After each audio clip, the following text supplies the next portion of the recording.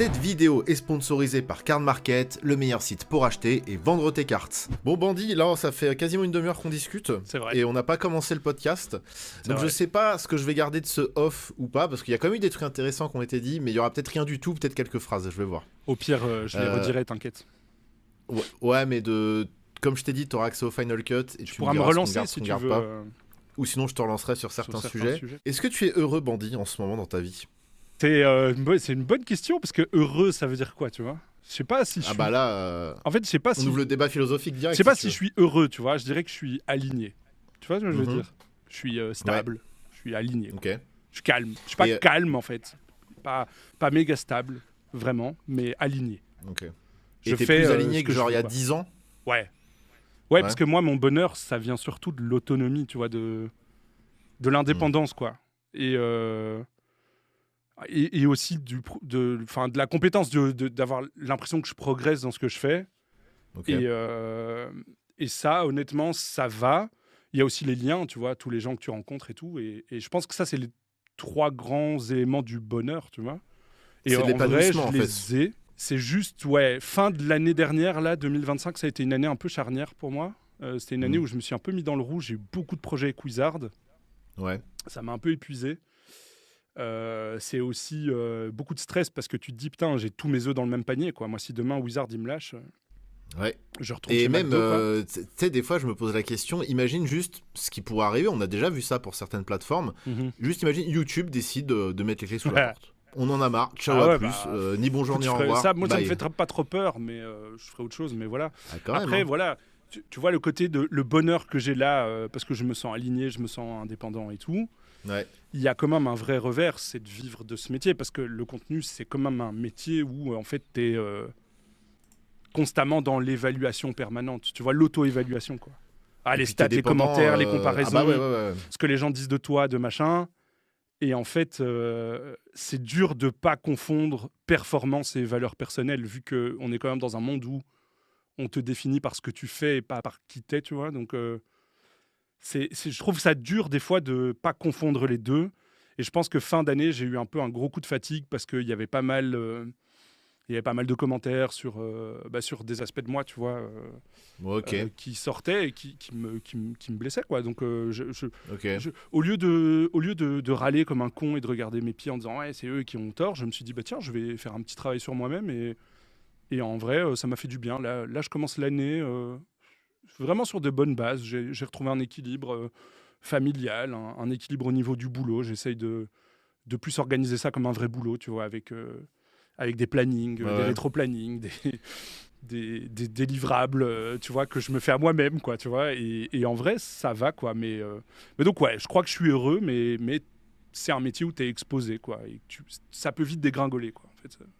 Je pense que effectivement, on est dans un corps de métier où tu te fais juger en permanence. Il y a forcément quelqu'un dans le monde actuellement qui est en train de voir ta tête sur un écran et qui est en train de juger ce que t'es, ce que tu dis, et potentiellement qui te déteste ou pas. Tu vois, ça tu peux pas le savoir.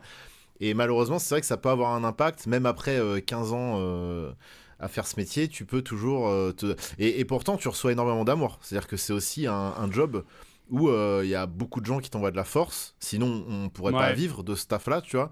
Et malgré tout, après autant d'années, et moi j'ai même l'impression que ça empire avec le temps, tu vois, où le petit commentaire cinglant qui arrive pile là où il faut, dans la bonne fenêtre, il peut faire... celui-là, il peut te détruire, ouais. Et alors qu'en vrai, ça se trouve, c'est juste un vieux mec seul et qui rage beaucoup dans son coin, tu vois, qui t'a un petit peu analysé et un peu comme un clasher, tu vois, qui va juste essayer de te détruire en un commentaire. Et comment ça se fait, tu vois, que... il y arrive. Alors qu'en vrai, à côté, tu as 100 commentaires de personnes qui te soutiennent, qui aiment ton travail et qui te poussent à continuer. Comment ça fait que ce commentaire, tu vois, il arrive à encore avoir un impact ? Moi, ça me... Peut-être parce que justement, on est encore à échelle humaine, peut-être aussi. Moi, c'est la question que je me pose. Parce que des fois, je vois des immenses streamers ou des immenses créateurs de contenu se prendre des sauces. Et t'as l'impression qu'ils s'en battent les couilles, tu vois. Ils en parlent même jamais. Ouais, moi je crois que... Après, je sais pas pour toi, mais moi, perso, j'ai vraiment du mal... avec le fait qu'on m'aime pas sans me connaître. Je trouve que c'est vraiment injuste. J'ai un vrai problème avec l'injustice. Ça, c'est mon côté... tu sais, moi, je suis un gros TDAH, donc j'ai des problèmes d'impulsivité.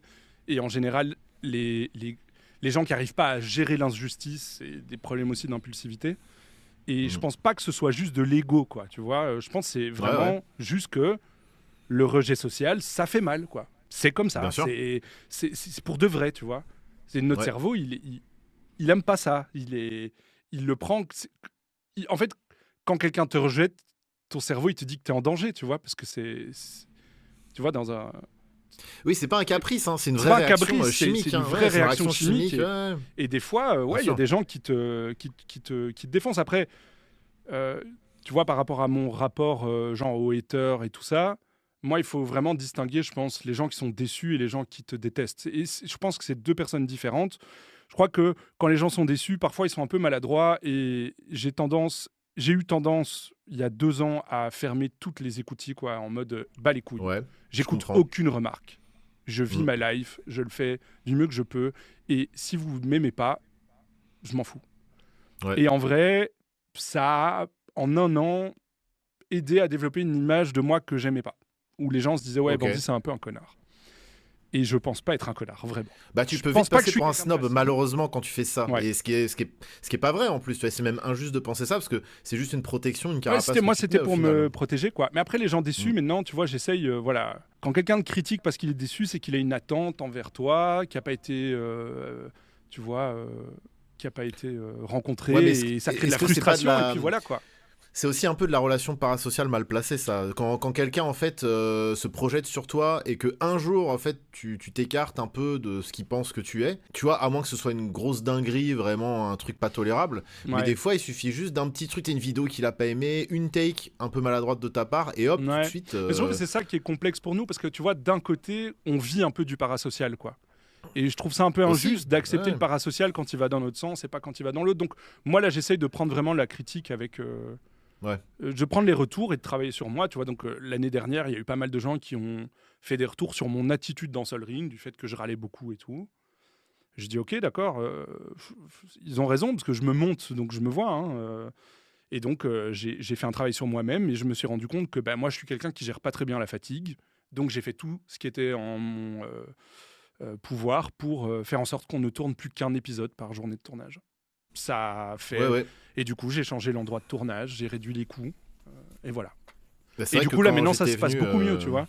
Parce qu'en général, c'était la deuxième partie qui...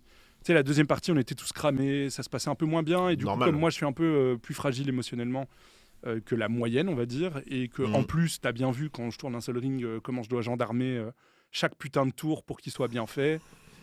Et ça crée une situation de stress. Donc tu vois, ça c'est des feedbacks qui m'ont fait du bien parce que ça m'a permis d'améliorer, je trouve, ma présence à la table.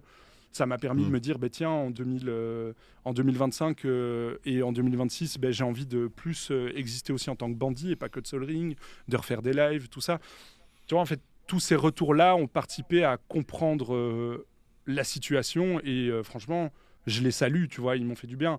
Après, les haters, franchement, eux...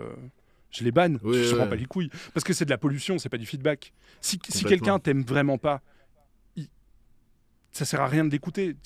En fait, il a décidé que t'étais une merde. Et ça, moi, je trouve qu'il y a une antagonisation dans la communauté Magic pour le moment. Il y a un peu des clans qui se sont créés. Et il y a un tel qui aime bien... Et ça, je trouve ça un peu dommage, parce que tu vois, c'est pas lié. Moi, j'ai jamais demandé à quelqu'un qui aimait bien mon contenu d'aller faire chier quelqu'un d'autre. Tu vois, en fait, on peut aimer des gens qui s'aiment pas. Tu vois ce que je veux dire? Bien sûr. Il n'y a aucun souci entre ça. Et j'ai pas envie de créer des clans et tout ça. Moi, je sens qu'il y a du haters, parce que je le vois. Il y a la team qui met les pouces vers le bas dès qu'un Sol Ring sort. Ils sont là, donc voilà. Mais voilà. Mais je pense qu'il y a beaucoup de ça en ligne aussi, parce qu'il y a une sorte de désinhibition. Tu vois, tu es derrière ton ordi, tu peux dire ce que tu veux. Tu prends pas des fois la mesure de la critique. Il y a une humoriste et une écrivaine belge que j'aime beaucoup qui s'appelle Myriam Leroy. Je sais pas si tu vois qui c'est. Non. Et un jour, elle disait un truc que je trouvais super cool. Elle disait, sur Internet, les gens, ils se comportent comme quand ils sont dans leur voiture. Parce que tu vois, quand tu conduis, tu sais, tu vas dans ton nez et tout, tu fais comme s'il n'y avait rien autour de toi, comme si tu n'étais pas dans le même espace que les autres. Il y a une bulle de protection, quoi. Tu es là, en fait, tu n'es pas dans ta voiture, tu es sur la route. Mais tu es dans ta voiture. Et je trouve que sur Internet, les gens, ils font un peu ça, tu vois. Ils vont dans leur nez et ils réfléchissent pas. Et donc, je pense que j'ai commencé à mieux le vivre et à l'accepter. Mais c'est souvent dans les moments où t'es pas bien, où parce que moi je suis un humain, j'ai des problèmes qui sont en dehors du contenu, tu vois. Si ça tombe, j'ai sorti un épisode de Sol Ring au détriment de ma vie pendant 5 jours où j'ai pas vu ma femme, mes enfants, j'ai pas dormi, et je le sors, et le premier commentaire c'est encore un misplay de bandit, mec, ça me fout le seum, c'est normal, tu vois. Mais en même temps, c'est normal que les gens attendent que je fasse pas de misplay. Donc tu vois, c'est compliqué, il faut se placer des deux côtés. Maintenant, comme tu le dis, on a quand même la chance d'avoir une communauté qui est quand même relativement ok. Magic, c'est pas non plus la pire. C'est vrai que là, on a peut-être tendance à partir sur la mauvaise side, sur le spectre un peu dark du parasocial, mais il y a aussi de très belles choses. Et d'ailleurs, on va bientôt le revoir encore une fois à la Magic Mania, parce que moi, ça m'a donné beaucoup d'espoir justement envers la commu, de voir à quel point c'est un superbe event, que tout le monde était super cool, que j'ai fait plein de rencontres trop chouettes. Et franchement, je me suis dit, ça m'a juste donné encore plus envie de m'investir, tu vois, dans ce que je fais par rapport à Magic en ligne, quoi. Ouais. Et toi d'ailleurs, est-ce que tu l'avais anticipé ça quand tu as commencé à faire du contenu en ligne sous ton blaze, en montrant ou pas ton visage, parce que tu as même commencé avec un masque. J'ai commencé avec un masque, une bonne idée au final. Mais j'avais des allergies, j'ai dû arrêter. Ça me saoulait. Ah putain, oui, c'est vrai que c'est à cause de ça en plus. Ouais. Mais est-ce que justement tu l'avais anticipé, et à quel moment tu t'es dit vas-y, je vais faire le switch de finalement tout arrêter? Parce qu'il y a toujours ce... Moi, je me rappelle assez précisément de ce switch où je dis vas-y, je me lance à fond et je tente de vivre de mon contenu. C'est un peu comme te lancer dans le grand bain. Tu sautes en parachute. Est-ce que le parachute va s'ouvrir? On ne sait pas trop. Voilà, toi, qu'est-ce qui a déclenché ce switch, et à partir de quand tu l'as fait, ce switch? Mais en fait, moi, j'ai commencé parce que je bossais dans la pub à l'époque, et ça parlait de plus en plus de Twitch, et je voulais voir ce que c'était. Et du coup, j'ai créé une chaîne Twitch pour voir que... Moi, j'aime bien savoir comment les choses fonctionnent. J'ai un vrai problème avec ça. C'est-à-dire, des fois, avec ma femme, je la regarde et je me dis, mais attends, tu sais pas comment ton moteur fonctionne. Tu vois, je pourrais pas conduire une bagnole si je comprends pas au minimum. Je dis pas que je suis un ingénieur, tu vois, mais je dois comprendre comment le truc fonctionne un peu. Et la meilleure Est-ce que tu comprends comment ton corps fonctionne entièrement? Ouais, j'ai compris que quand je mange, par exemple, beaucoup de haricots, je fais des paix. Tu vois, pareil, par exemple, j'ai compris ça très vite. J'ai des heuristiques comme ça, tu vois. Non, mais... du coup, j'ai testé Twitch et tout un peu, et en faisant du Magic, parce qu'en plus, sur le même côté, j'avais commencé Magic Arena, comme je jouais à Magic quand j'étais beaucoup plus jeune, voilà. Et en fait, de fil en aiguille, ça a commencé à faire des vues. Là, moi, c'est un moment où j'ai voulu me professionnaliser, parce que quand je suis passé partner Twitch, je croyais que j'avais réussi, en fait. Ouais, et là, je suis arrivé vraiment dans le mur, quoi. Le mur où tu bosses beaucoup trop, t'es épuisé, et t'as ta femme qui te dit, vas-y, mec, c'est moi ou c'est ce truc, quoi, parce qu'en fait, j'en peux plus. Ça fait un an, je te vois plus. C'était ta petite pause d'il y a quelques années. Ouais, voilà, mais c'est vraiment un beau burn-out. Enfin, je vais le dire vraiment, j'en suis pas fier, et il faut en parler, mais j'ai pété des portes chez moi, quoi. Je sais pas si tu te rends compte. C'est-à-dire que j'étais tellement épuisé mentalement que je n'arrivais plus à gérer la frustration, et que j'ai massacré des portes à coups de poing. Genre, tu vois, tu vois, comme dans les films, quoi, la porte qui... Ouais. Et donc là, ma femme m'a dit vraiment, tu casses encore une porte, tu prends la porte, en fait. Donc, ce qui est normal, ce qui est tout à fait logique. C'est de la violence, franchement, c'est de la violence. C'est de la violence, bien sûr. Ouais, non, mais c'est de la violence, même si c'est pas dirigé vers quelqu'un. Mais donc, ça, c'est la dépression. Avoir conscience que c'est problématique, quoi. Ouais. La dépression, c'est violent. Mais du coup, après, il y a eu Sol Ring, il y a eu ce projet. Et bon, au début, au début, la première saison de Sol Ring, on l'a faite avec 3 000 €. Ouais. Parce qu'en fait, c'était une OP de Wizard. Et puis, moi, au lieu de tu vois, au lieu de me dire, voilà, cette OP me paye 3 000 €, et 3 000 €, je l'ai divisé par 500. Et j'ai fait 6 épisodes. Pas mal.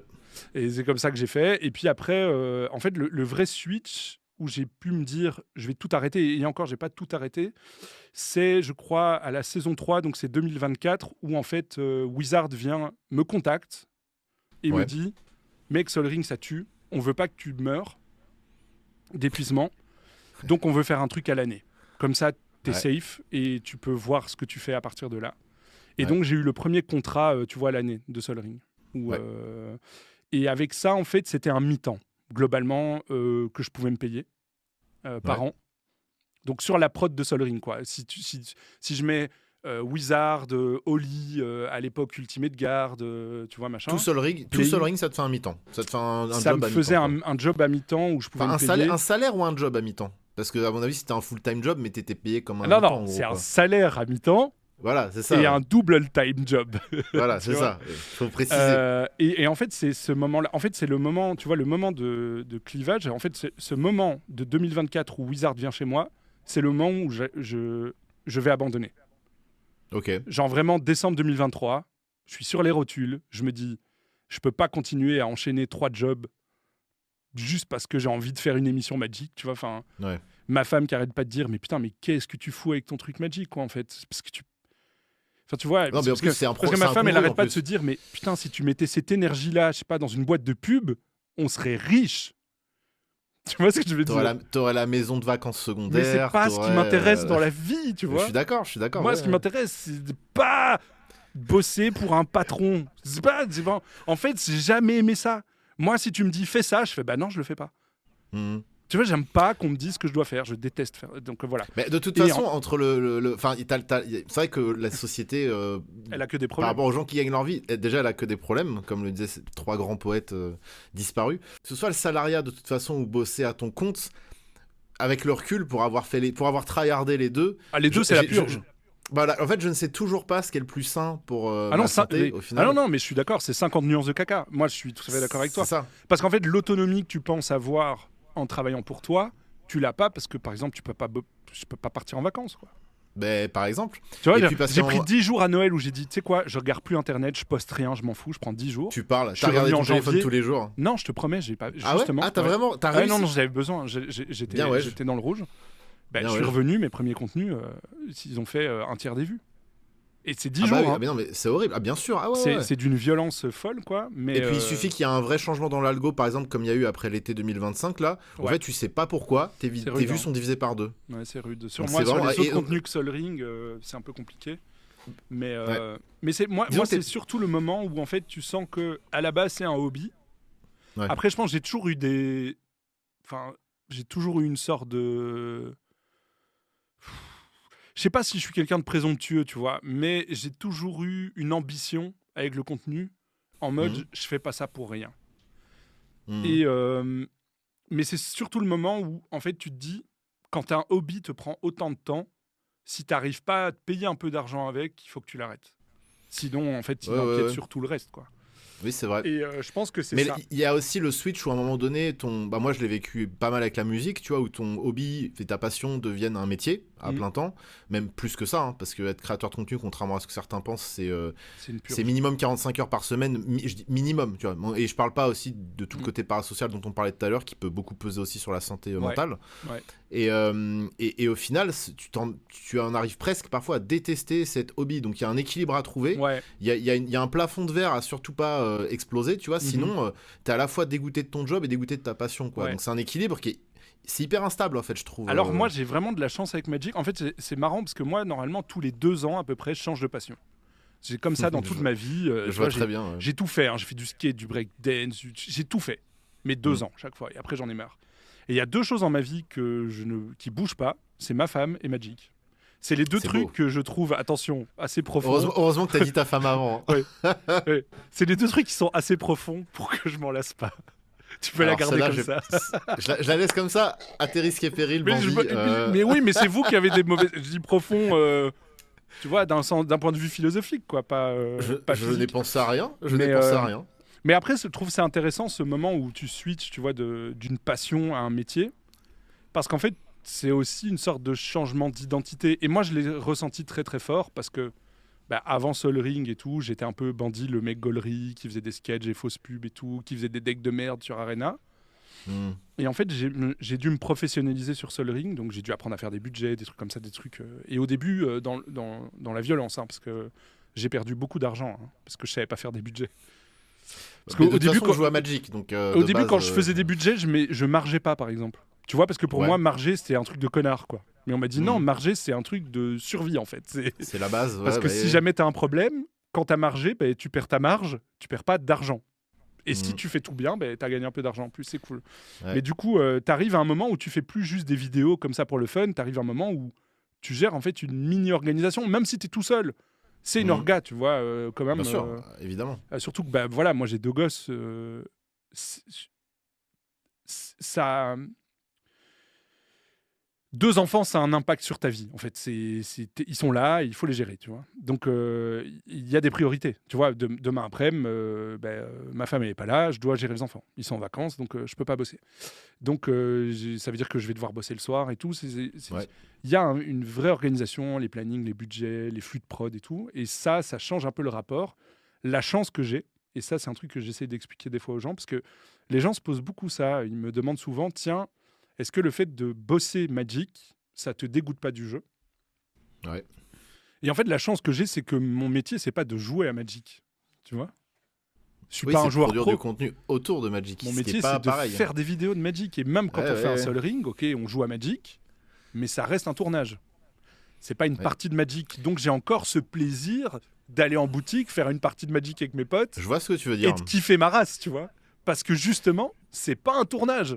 Donc mais tu pourrais justement avoir un PTSD juste des cartes. Ah, j'en peux plus de voir des cartes. Là, j'ai fait 10 heures de montage où je suis allé sur Scryfall à aller voir toutes les cartes et au final, j'en peux plus, tu vois. Moi, ça me le fait par exemple, encore une fois avec le métal et la musique de manière générale, où j'écoutais parfois beaucoup d'albums pour pas pour les chroniquer derrière, mais au moins pour en parler de manière légitime dans mes vidéos, ou d'étudier certains groupes, certains courants musicaux. Ouais.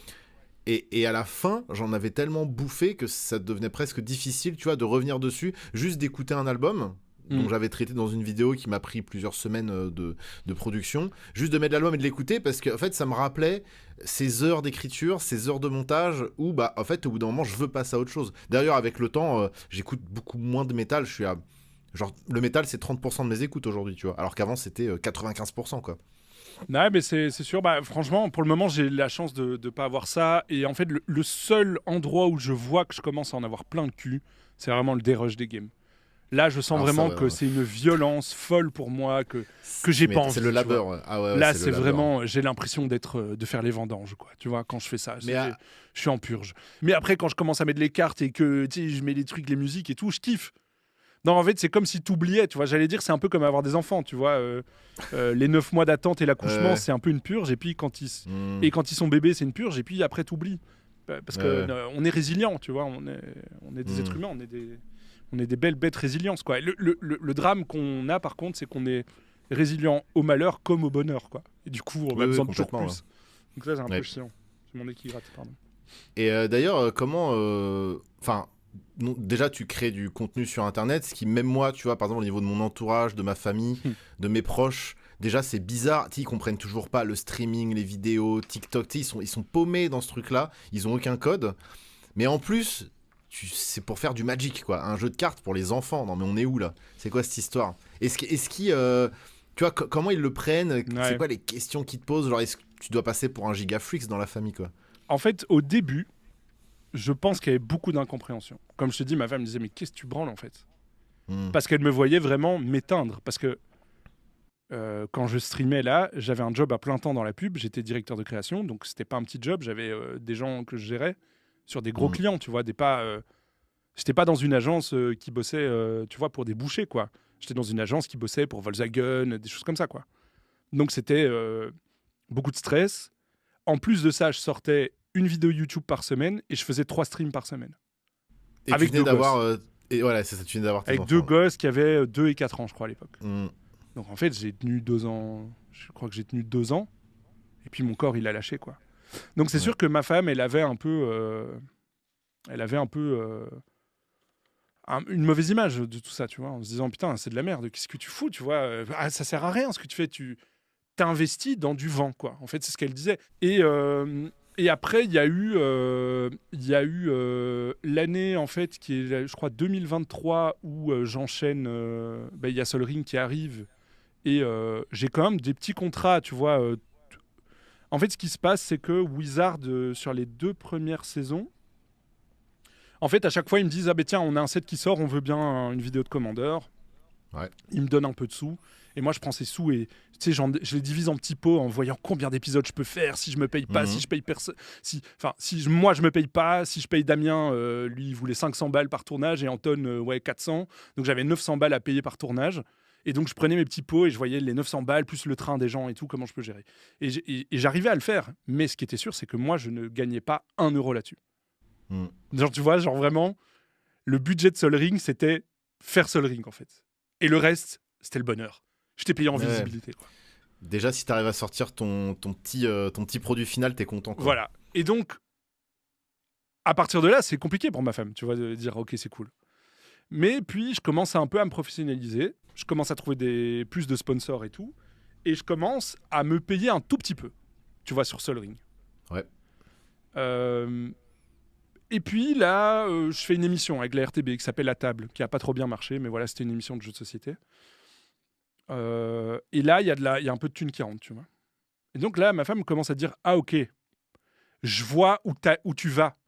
Parce qu'en fait, ce qu'elle captait pas, c'est que ce métier, tu dois morfler, pas te payer, jusqu'au moment où tu peux te payer un peu. Oui, c'est ça, ouais. Et en fait, j'y suis arrivé. Et puis l'année d'après, j'ai même fait un docu pour la RTB, tu vois. Et en fait, il y a eu ce switch de je crée du contenu Magic Arena à putain, je fais une boîte de prod, en fait. Et je fais de la prod.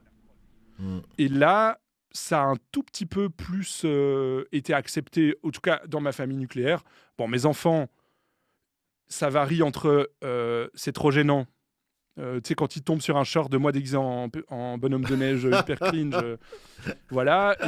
Et c'est surtout, eux, tu sais, ils expliquent à leur école, quoi. Qu'est-ce qu'il fait ton papa ? Ah, il fait des vidéos YouTube. Ah oui, on va regarder. Tu sais, l'instit, elle met la vidéo YouTube dans la classe, c'est gênant. Ah ouais, putain. Donc voilà, il y a ça. Mais donc voilà, mon fils, il veut faire ça comme métier, par exemple.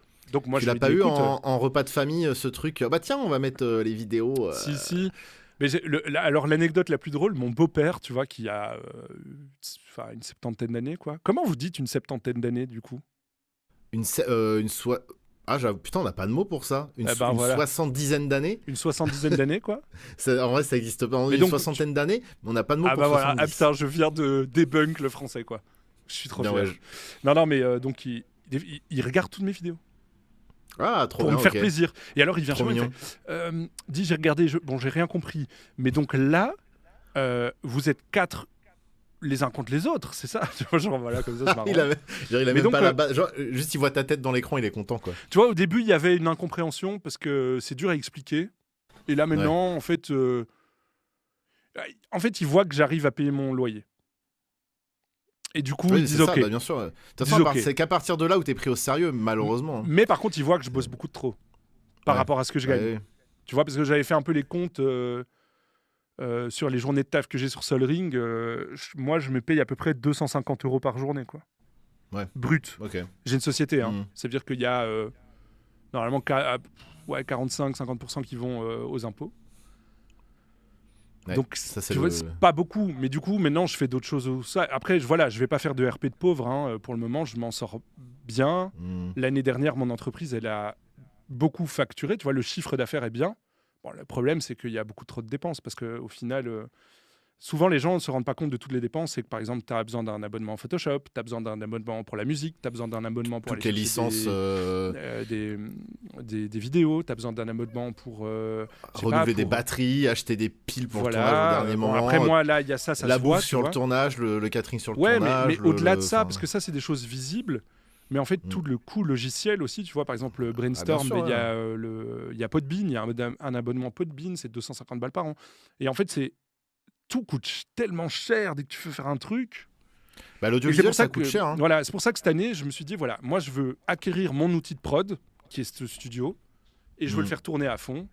Et c'est mon matos. Et du coup, là, maintenant, ça permet aussi d'avoir des journées un peu plus calmes pour tout le monde. Tu vois, même pour les techos qui viennent, tu vois... ils viennent en régie. Et tu vois, il y a un souci, je trouve, avec Internet, c'est qu'aujourd'hui, les gens pensent que pour faire du contenu, et c'est vrai, c'est une façon de faire du contenu, mais malheureusement, il y a aussi beaucoup d'usurpateurs, où il suffit en fait de poser ton téléphone, et puis de parler devant son téléphone, et ce serait du contenu. Alors c'est du contenu, c'est une forme de contenu, mais en vrai, le vrai audiovisuel, celui que tu produis, moi un peu moins, parce que pour l'instant, j'en suis pas encore là, même si on va y tendre petit à petit, mais ça coûte énormément d'argent de produire du contenu. Mais malheureusement, c'est en plus aussi une très mauvaise idée de faire ça dans la méta actuelle. En fait, justement, la mode, c'est un petit peu juste d'allumer sa caméra et de faire un TikTok, quoi. En fait, aujourd'hui, les créateurs n'ont plus voix au chapitre. C'est les réacteurs qui ont voix au chapitre. Donc, en fait, tu fais plus de vues en réactant ce que quelqu'un a créé qu'en créant. Donc Alors, en fait, déjà, oui. Mais non, mais regarde, Val a fait un réact d'un de mes streams où je parlais du multi-TCG. Alors, déjà, bon, il vient chez moi, il me dit je peux le faire et tout, à l'aise. Moi, je viens sur son chat. Oui, j'ai vu la vidéo, cool. bien sûr. Mais donc, la vidéo de Val, elle fait 7000 vues, la mienne, elle fait 5000. Tu vois, parce que évidemment, que si les gens voient son réact, déjà, ils vont pas venir voir ma vidéo. Et en fait, ça a beaucoup plus d'impact de faire du react parce qu'il y a une promesse d'antagonisation et les gens adorent ça. Et YouTube adore ça. En fait, encore une fois, le spectre de la parasociabilité. C'est ça, voilà. Les gens pensent, s'il y a un clash, je clique parce que j'ai envie d'être dans une team et de... En fait, il faut accepter. Tu vois, moi, par exemple, j'accepte que ce que je veux, c'est faire ça. Ce que je veux, c'est pas être le premier. J'en ai rien à foutre. Si je veux être le premier, j'arrête ça. Si je veux être de nouveau le premier, parce que je l'ai été un moment avec Sol Ring, ce qui était cool, une vidéo par mois, mais si je veux redevenir le premier créateur francophone, machin, la méta, c'est pas ce que je fais. La méta, c'est de chier des contenus, 3 shorts par jour, une vidéo par jour, c'est ce que je te disais, c'est-à-dire que ce qui parce qu'on parle du React, mais ça c'est une side qui est beaucoup arrivée avec Twitch de manière générale, avec le fait de faire des lives qui s'est démocratisé sur ces 5-6 dernières années, depuis le Covid en fait, beaucoup plus. Mais il y a aussi effectivement le fait de juste poser ton téléphone, lancer la vidéo et déblatérer des choses, des takes, alors si possible le plus clivante possible. Et la side aussi nous qu'on a, c'est la side même où tout le monde essaye un peu de s'engouffrer dans le truc en ce moment. Il y en a pas beaucoup que je trouve pertinent d'ailleurs au passage, je ne citerai personne, mais le problème des mèmes, là, tu vois. Le problème des mèmes, c'est que tout le monde fait la même chose. Et en fait, c'est bien parce que les réseaux, ils peuvent facilement identifier ton contenu. Parce qu'en fait, ça ressemble à ce que tout le monde fait. Et en fait, c'est ça le problème, c'est qu'aujourd'hui, si tu veux percer, tu dois faire ce que tout le monde fait. Ouais, mais alors regarde. Et moi, je suis un ronchon. Je veux pas. Je pense que c'est un peu faux. C'est un peu faux parce que tu vois, au final, je pense que déjà une carrière, elle se crée sur la longévité, sur le temps. Et en plus de ça, tu vois, est-ce que les sponsors vont te donner l'heure sur le long terme, je parle. Si ton contenu c'est de faire des mèmes et des reacts, tu vois, franchement. Mais en fait, en fait, les sponsors, ils vont te demander tu fais combien de vues par mois. Toi, tu vas prendre tes vues globales, tu vas rajouter les vues de short dedans. Et en fait, si tu fais des shorts, si tu chies des shorts 3 par... il y en a... Tu n'es pas obligé de faire de la qualité, tu fais juste du volume. Il y en a d'office qui vont des fois prendre. Et en fait, ça va gonfler tes stats en fin de mois. Et les sponsors, ils vont plus te donner l'heure. Les gens qui font ça, ils sont aussi un peu dépendants des trends. Et en fait, quand ton contenu, c'est suivre les trends, ça va peut-être marcher 3, 4, 5 ans. Mais sur 10, 15, 20 ans de carrière, en fait, tu ne vaudras pas un copec. Au final, moi, je le vois comme ça. Tu vois, ça fait 15 ans que je fais du contenu. Après, avec des hauts et des bas. Et... Ce qui est important de dire aussi, c'est que moi, je consomme ce contenu-là, même, je l'aime bien. J'en produis moi aussi du contenu. Je ne pointe pas du doigt les gens qui en font. Je veux dire, j'aime bien ce qu'ils font et je suis ça. Moi, ce qui m'embête plus, c'est la logique algorithmique aujourd'hui qui, en fait, c'est comment l'attention des gens est tellement captée par tout ce qui est contenu court que le contenu long n'a plus vraiment raison d'être. Ou alors, il doit être très très long. Mais honnêtement, une vidéo d'1h30, si t'as pas une équipe derrière, t'en fais combien par an? Ouais, bien sûr. C'est ça aussi. Ouais. Donc c'est un peu ça le truc, quoi. C'est le modèle TikTok qui a un peu tout ravagé, quoi. Je pense, ouais. Je pense qu'il y a un vrai problème avec ça, mais après, là, j'ai l'air un peu d'un vieux con quand je dis ça, donc... Mais donc, moi, ça a été un de mes questionnements, tu vois, en début d'année, c'est... comment je survis, comment je rends ce truc pérenne alors qu'en fait, toute la logique du milieu va contre ce que je fais, en fait. On parlait de toute la charge mentale que c'est de produire du contenu, mais je pense que ça soigne un peu cette charge mentale d'être fier du contenu que tu proposes, je pense. Peut-être qu'on s'en rend pas compte, parce que tu vois, c'est toujours dur, on met tellement d'heures et de passion là-dedans que c'est compliqué. Ouais, et puis il y a des choses que tu vois que les gens voient pas aussi. Exactement. Et donc au final, je pense que tu te soignes un peu avec ça en disant au final, je suis quand même c'est dur, c'est chiant, putain, et je pourrais faire des shorts à la con, ça marcherait aussi bien, mais au final, t'aurais du mal même à te regarder dans la glace au final, je pense. Après, si vraiment, je veux vraiment pas dévaluer, parce que même faire des shorts à la con, j'en fais 3 par jour, du contenu viral, j'en fais. C'est dur, c'est aussi beaucoup de boulot. Enfin, tu vois, par exemple, je sais que c'est quelqu'un qui est assez clivant, mais tu vois, un mec comme Reggie Legoria, il enchaîne tellement de contenu, je me demande combien d'heures il bosse par jour. Alors lui, il en vit très bien, et c'est aussi, enfin, c'est pas, c'est une forme de modèle qui est complètement adapté à la méta actuelle. Voilà, c'est ça. Et effectivement, il est rentré dans un truc où il boucle, il fait, je sais pas, 5-6 shorts par jour. Effectivement, ça prend du temps. Mais quand la plupart des gens ne font pas ça, en fait. Déjà parce qu'ils en vivent pas ou peu, en vrai. Même ceux qui font des millions de vues, en vrai, ils en vivent pas si bien que ça. Donc au final... Ce que je voulais juste dire par là, c'est que pour pas dévaluer leur travail à eux, c'est parce que c'est juste que dans la logique en fait algorithmique, plus tu inondes, plus en fait le stress de YouTube, c'est quelqu'un arrive sur sa plateforme et YouTube il a besoin de savoir ce qu'il lui montre. Oui. Et en fait, si tu es un créateur qui ne sort pas assez de contenu, YouTube il galère en fait parce que moi je le vois quand je poste pas assez de contenu, il y a des anciens shorts qui remontent dans l'algo parce que YouTube il a besoin de contenu, il a besoin d'être constamment il a besoin d'envoyer des trucs, ouais. Et du coup, en fait, c'est beaucoup plus logique de chier du contenu que de faire du contenu long. Mais par là, ce que moi je reproche, c'est plus le modèle YouTube et moins les créateurs qui chient du contenu parce que je ne leur enlève pas le boulot que ça représente d'être capable de publier une vidéo par jour. Par exemple. On parlait tout à l'heure de boulot, est-ce que tu es dans le salariat ou est-ce que tu es à ton compte. Au final, on se gosse un peu parfois de ne pas avoir de patron et d'être indépendant. Mais notre patron, c'est une putain d'IA, en fait.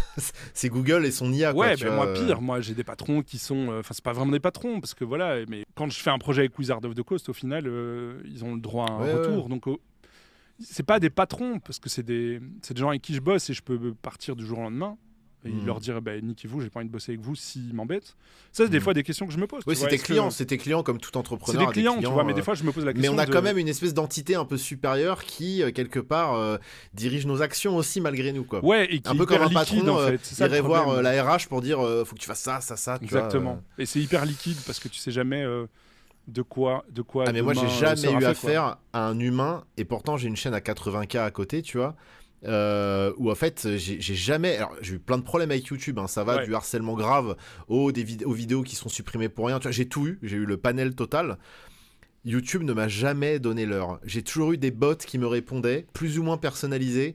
Et tu dis mais attends, je suis là depuis 15 ans, j'ai 80K abonnés, bon à l'époque ça faisait moins de temps que j'étais là, mais bah non, c'est en mode, moi ils m'ont invité à une formation là, j'ai suivi 2 cours en distanciel, c'est un truc sur les, mais toi tu fais ça beaucoup, le membership. Tu vois comment activer le membership YouTube, faire des vidéos spéciales. Oui, le truc des membres. Donc, ça, c'est vraiment avec une nana de YouTube qui donne cours, quoi. Mais en fait, moi, j'ai un Patreon et je suis là. Comment je fais pour faire vivre un Patreon et ce truc de membre en plus? Ça n'a aucune logique. Mais donc, c'est la première fois que je vois un être humain aussi, effectivement. Ouais, après, tu peux faire les deux. Hein, ça demande pas plus de. Mais en fait, le problème, c'est que je fais pas beaucoup de contenu dédié à ça. Tu vois, j'ai tellement pas le temps. Donc, ça m'embête de faire les deux. Mais, je comprends. Tu fais quoi, Bandit, si demain Wizard dit on arrête tout, on a Hasbro, là, on n'en peut plus, les actionnaires ont pété un plomb, on arrête d'éditer le jeu Magic, on verra si quelqu'un reprend derrière, mais nous on arrête. Ouais. Moi, je pense qu'en vrai, je continue à faire du contenu, tu vois. Magic. Sur Magic Non, Magic, c'est un médium, quoi. Tu vois. Ah, si Wizard me dit on arrête. Oui, non, mais Wizard met les clés sous la porte, il n'y a plus de Magic the Gathering. Le produit n'est plus vendu, il n'y a plus de nouvelle extension. Dans cette dystopie, comment tu réagirais? En fait, allez, vraiment, là, je vais te dire... Moi, j'ai pas l'impression que ma chaîne, elle est sur Magic. Moi, j'ai l'impression que ma chaîne, elle est... Sorry, peut-être que je suis... En fait, je vis dans mon monde, mais moi, j'ai l'impression que ma chaîne, elle est plus sur des gens qui jouent ensemble. Donc, en fait, ce qui est pas Magic, je trouverais d'autres jeux. Et mais le support est toujours les mêmes particulièrement, il met quand même beaucoup de monde d'accord. Il y a Magic, tu retrouveras jamais ce puzzle aussi parfait qu'est Magic, je pense. Non, mais je pense que si je mets Jojo Pia, différent, quoi, le puzzle. Si je mets Jojo Pia et Yadibou autour d'un loup-garou, les gens ils vont kiffer. Ok. Tu vois, en fait, d'accord. Ah ouais. C'est marrant. Et d'ailleurs, j'ai des projets cette année pour un peu sortir du full Magic, quoi, et de faire un peu de JDR. D'accord, ok. Intéressant. Mais et puis moi, j'ai trouvé aussi un nouvel aspect de ce qui me passionne. C'est tout ce qui est sciences sociales, tu vois. Ouais. Oui, c'est marrant. Ça revient beaucoup en ce moment, ce truc. Ça a l'air vraiment de te... T'es dans ton tunnel sciences sociales en ce moment, quoi. Mais en fait, j'ai toujours aimé ça. Moi, j'ai étudié le journalisme à l'époque et mes cours préférés, c'était ça. Tu vois, anthropo, tout ça, machin. Et en fait, j'aime vraiment bien utiliser les sciences sociales pour analyser le jeu, quoi. Et j'adore les théories du jeu, tu vois. Et en fait, c'est venu aussi avec le CFP, tu vois, parce que je suis rentré dans le CFP. Et ça a été un gros changement aussi dans ma carrière. Histoire de te rajouter un peu de taf. Ouais, ben ça, il y a ça. Mais il y a surtout que quand j'arrive dans le CFP, je suis encore bandit le guignolo, quoi. Et il y a plein de gens qui estiment que je suis pas légitime. Alors c'est blessant d'un côté, et puis et en fait, moi, ma légitimité dans ce CFP, je la tire justement de mon attrait pour les sciences sociales et les théories du jeu et tout ça. Et donc du coup, moi, ça c'est un type de contenu que j'aime beaucoup, que j'avais jamais vraiment osé faire aussi. Tu vois, parce que en gros, j'avais une sorte de syndrome de l'imposteur en me disant, mais mec, t'es pas un sociologue en fait. Tu vois.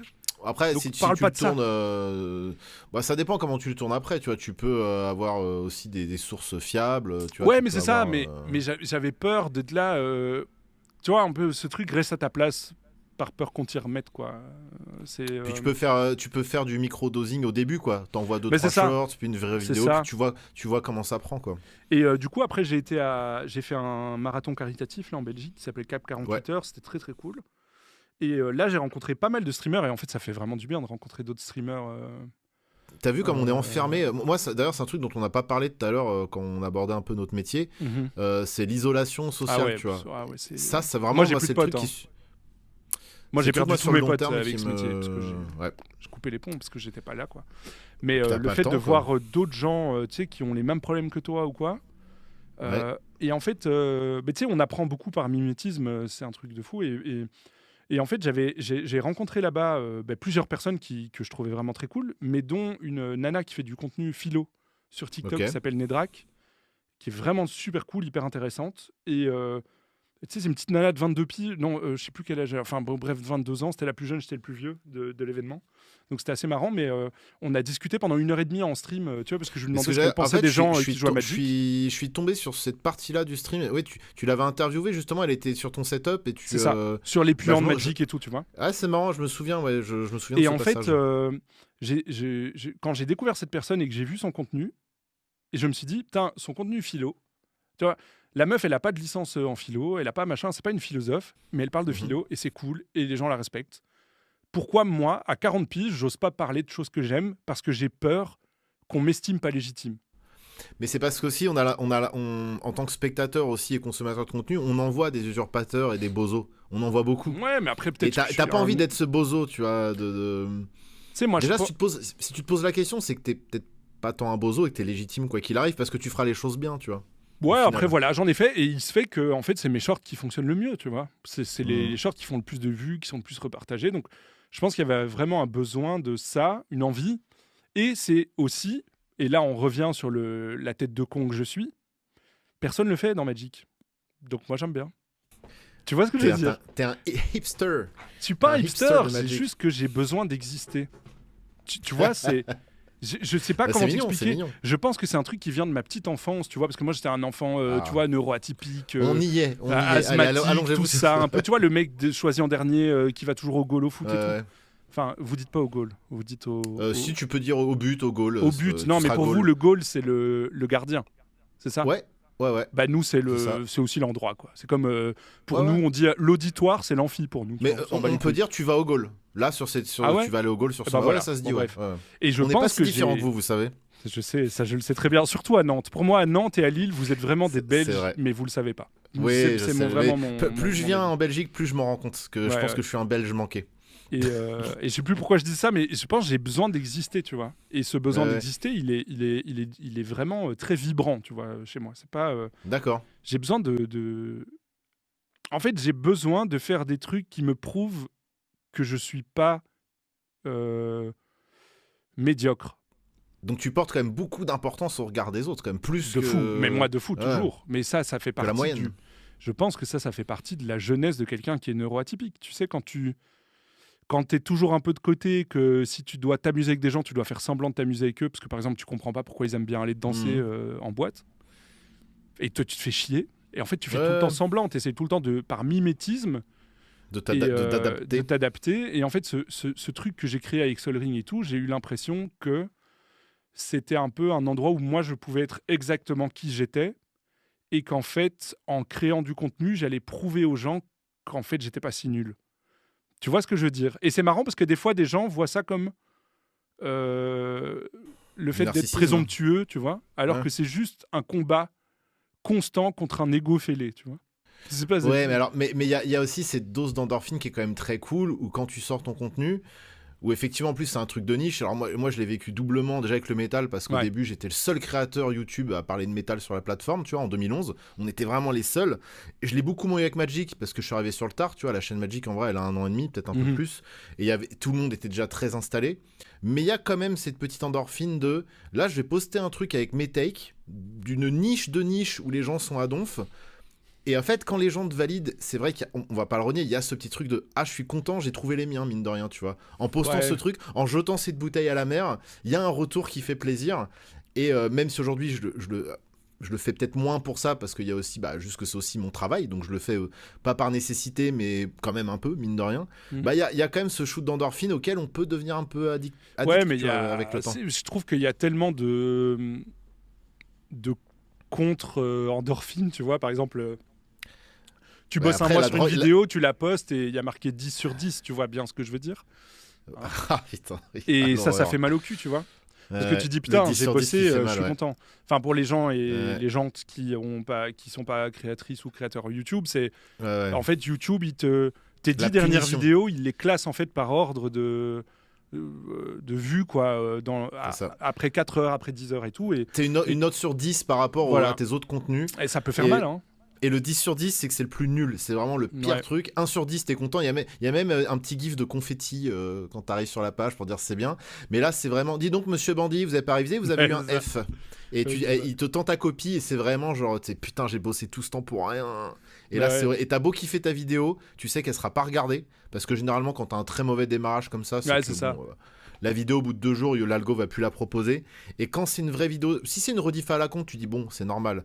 Quand c'est une vidéo sur laquelle t'as passé 2 mois... Tu vois, par exemple, moi, ma chaîne secondaire, les VOD du PMU, je regarde pas les vues. Je regarde pas les stats, je m'en fous. Bien sûr, je sais qu'il y a 2-3 personnes qui aiment bien les regarder. Enfin bon, des fois, il y en a quand même une qui a fait 34 vues, tu vois, et tout, c'est cool. Mais encore une fois, tu vois, si je veux faire des vues là-dessus, je dois découper des moments de 10 minutes de chaque live, faire des titres en mode « vous ne savez plus jouer cette carte » et des choses comme ça. Et ça, en fait, c'est des titres qui sont très rentre-dedans et qui appellent les gens. Et en fait, le problème que j'ai, moi, avec tout ça, c'est que moi, mon contenu, j'aime bien qu'il pose des questions. J'aime pas qu'il donne des réponses. Parce que je les ai pas. Je suis pas la science infuse, tu vois. J'aime bien poser des questions. C'est très chiant de tout le temps devoir faire des trigger warnings. Par exemple, là, encore une fois, la vidéo que je poste aujourd'hui où je parle de la toxicité dans Magic, je dis alors attention, je jette pas forcément la pierre. Moi-même, des fois, il a pu m'arriver d'avoir certains comportements à la table. Est-ce que tu condamnes le Hamas, Maxwell ? Et je condamne évidemment le Hamas. Je voudrais pas aller en prison, excusez-moi. Mais le truc, c'est qu'il y a aussi tout le temps... Et je peux comprendre, parce qu'on s'adresse à tellement de gens en même temps, qu'il faut un peu mettre tout le monde... Enfin, pas tout le monde d'accord, mais disons que tu vas forcément heurter la sensibilité de quelqu'un si tu emploies tel adjectif ou si tu parles de tel sujet. Et donc, tu es toujours un petit peu obligé de montrer patte blanche pour pas te faire emmerder derrière. Et ça, des fois, c'est un peu... C'est pas que c'est relou, mais... Moi, c'est presque entré dans mon process d'écriture. Et je me demande si vraiment ça vaut le coup, tu vois. Ouais, mais il y a ça. Mais tu sais, moi, j'ai eu le problème. J'ai posté une vidéo en janvier sur Ne me dites pas que c'est qu'un jeu. Oui, j'ai essayé de développer un petit propos philosophique sur la phrase c'est qu'un jeu, qui est antinomique parce qu'un jeu. Le jeu part du principe que tu t'impliques dans le cercle du jeu. Et du coup, voilà, c'était un peu complexe. Parce que voilà. Et en fait, autant mes détracteurs sur la vidéo que les gens qui avaient aimé la vidéo n'avaient pas compris la vidéo. Et ça m'a saoulé, donc je l'ai retiré. Ouais, c'est frustrant, mais c'est sûr que l'écriture, c'est un truc complexe, quoi. Mais après, tu vois, voilà, tout ça, avec tout ça dit, je pense que si Magic demain disparaît, pour reboucler sur ta question, parce que voilà, moi, je prendrais un autre jeu. Enfin, c'est ce qui me fascine, quoi. C'est comment le jeu, c'est un laboratoire entre les gens. Tu vois, j'ai développé ce goût-là en produisant Sol Ring. Et là, maintenant, j'ai ce que j'aime, quoi. Je pense que même si demain Sol Ring s'arrête, je serai très actif sur ce sujet-là, quoi. Moi, j'attendais comme réponse, et tant pis, on fera un Sol Ring spécial Terre Natale. Voilà. C'est quoi Terre Natale ? Je crois que c'est un des pires sets de Magic. Oui, ok, Homeland. Enfin, Homeland, c'est ça. Ouais. Ah ouais, sorry, I sketch English. Ah, excuse me, oui, membre du CFP. Yes, I'm from the CFP. Hello, my friend from the CFP. I have to say something. I don't think. Tu sais, franchement, tu sais qu'au début, les Américains. Ristic Studies, please. Tu parlais des trigger warnings, mec, avec les Américains. Au début, je leur ai dit vraiment, écoutez, je suis francophone. Nous, on dit ce qu'on pense. Ouais. On fait pas semblant. Donc, si des fois je vous vexe, je suis désolé. Mais c'est peut-être que c'était maladroit parce que c'est pas ma langue l'anglais, tu vois. Mais donc. En plus, oui, quand c'est pas ta langue natale, des fois, tu peux, avec les faux amis et tout, des fois, tu peux un peu faire des conneries. C'est rude. Encore une fois, l'anecdote du je sais plus quoi, pareil, la séquence où j'arrive dans ton live à la Magic Mania sans en avoir conscience. Il y a le saucisson, il y a eu 2 dingueries en 30 secondes. Ouais, t'as dit 2 dingueries, je dis, je suis en live, il était parti, tout rouge, merde, je suis foutu. Faut pas qu'on fasse du contenu ensemble. Alors, faut bien l'éditer. Mais si. D'ailleurs, il faudrait que tu reviennes en Belgique faire un seul ring. Ouais, bah on se croisera quoi qu'il à Lille, mais c'est vrai qu'il faudrait que je passe. En plus, maintenant, j'ai des copains à Lille et tout, donc à Lille, en Belgique. Ouais. Donc, il faudrait qu'on aille se refaire. Et puis, une petite sortie aussi après, c'était sympa, la petite sortie du soir. Yes, avec plaisir. À finir dans le fast-food du quartier. Ouais, après, les fast-food, là, je vais te faire chier parce que je suis redevenu végétalien là cette année. Donc, C'est bien. Ah, bah, ça me fait vraiment du bien. J'ai déjà perdu 5 kilos. Ouais, bah, il faut. Ouais. Je suis au top de ma forme. Il faut pas bouffer de viande. Enfin, au moins, non, après, vas-y, bien ralentir. Enlève ça parce qu'on va encore me harceler en mode l'homme soja. C'est bon, c'est bon. Non, mais c'est chiant, t'inquiète. ça. Sur le végétarisme, quand même, il y a quand même un plus ou moins un. Mais mec, ce qui me rend fou, c'est pourquoi je savais pas quand j'étais étudiant, pourquoi j'ai pas découvert ça. Mec, j'ai acheté 5 kilos de protéines de soja texturées pour 35 €. Il faut 25 grammes secs par personne pour avoir le nombre de protéines que tu as besoin par jour. Avec 35 €, t'as 5 kilos. Tu mets un peu de bouillon dessus, 10 minutes, tu cuisines bien, tu laisses gonfler le truc, machin. C'est trop bon. Quand j'étais végé, j'en achetais de temps en temps. Putain, pourquoi j'ai pas découvert ça quand j'étais dans la dèche de ouf, quoi. Bien pratique. Est-ce qu'il y a un projet créatif que tu rêves de faire et qui n'a rien à voir avec Magic ou le TCG ou les jeux de société ? Alors moi, mon rêve depuis toujours, c'est de faire un late show. J'ai toujours voulu faire un late show avec des sketchs et tout, tu vois, c'est ce que je faisais avant. Et en fait, c'est toujours Damien qui m'a dit un peu, ouais mec, c'est un peu chaud et tout. Et après, il y a Zen qui est arrivé. Ouais. Je sais pas si tu te souviens de l'émission de Zen, qui était globalement... avec Maxime Biagui, ouais. Parce que moi, mon idole, en fait, télé, visuel... c'est Vincent Lagaffe. Pardon, ouais. Donc parce que moi, mon idole télévisuel, c'est Eric André, tu vois. De Eric André Show. Ah, mais j'adore. Adult Swim, laisse tomber. Quand j'ai découvert de Eric André Show, j'ai dit putain, c'est tout ce que j'ai toujours voulu faire. Attends, il est très, c'est très mon drôle. Humour de connard de pré-millénial de 1984, tu vois, edgy de merde et tout. C'est un peu post-Jackass, mais c'est du post-Jackass, ouais, mais je trouve que c'est vraiment l'identité de ma génération, tu vois, l'humour nihiliste, on dirait, tu sais, des blagues, c'est des blagues, mais on dirait des descentes d'acide, tu vois ce que je veux dire, c'est... Moi, je me suis j'ai trop envie de faire ça, tu vois. Hein. Et j'ai trop envie de faire ça. Et puis il y a Zen qui est sorti où en fait globalement tu vois qu'il reprenait les sketchs et tout. Complètement. Ah oui, c'est vraiment l'or. Comme d'hab, on fait comme les Quinrim avec 10 ans de retard. Et je me suis dit putain merde, je suis trop tard. J'ai trop attendu. Mais ouais, un late show. Et alors t'attends le revival de ça qui devrait arriver autour de 2035. Ouais. Le revival de cet humour, tu vois. Ouais. Mais c'est des cycles. Hein. C'est du contenu. Là, je pense que c'est trop compliqué comme humour. Mais par contre, un autre projet... Non, mais ça parle qu'à notre génération, je pense. Je me souviens que j'avais montré à Val et PL, ils étaient là, putain mec, c'est quoi ce truc? C'est incroyable, quoi. Ils sont un peu plus jeunes que nous. Ouais. Incroyable, tu vois. En plus, c'est marrant parce que c'était un des rares shows, vraiment un vrai show télé machin, où il invitait parfois des groupes de métal, mais pas des trucs connus, tu vois, des trucs un peu plus mainstream, à venir faire du live, ou parfois du live, mais c'était du playback assumé, donc ils faisaient n'importe quoi. Et je me rappelle que t'avais le chanteur de Trash Talk, il me semble, qui est un groupe de metal hardcore, où en fait, il l'avait foutu sur scène avec les colliers pour chiens, là où tu peux les électrocuter, là, le truc horrible. Et en fait, le chanteur avait accepté, et du coup, pendant tout le Saumur, je sais pas si c'est Eric André ou un autre gars du staff, qui appuie sur le truc pour que le mec se prenne des décharges pendant le concert, quoi. Ouais, non, mais c'était ce genre de truc, voilà. Moi, il y a la séquence où leur invité, c'est un pasteur, tu vois. Ouais. Et en un coup, t'as un mec qui rentre, un vieux, tu vois, vraiment un vieux American Dad avec sa tub qui sort de sa braguette et qui dit au présentateur, en fait, je suis ton père, je t'ai cherché partout.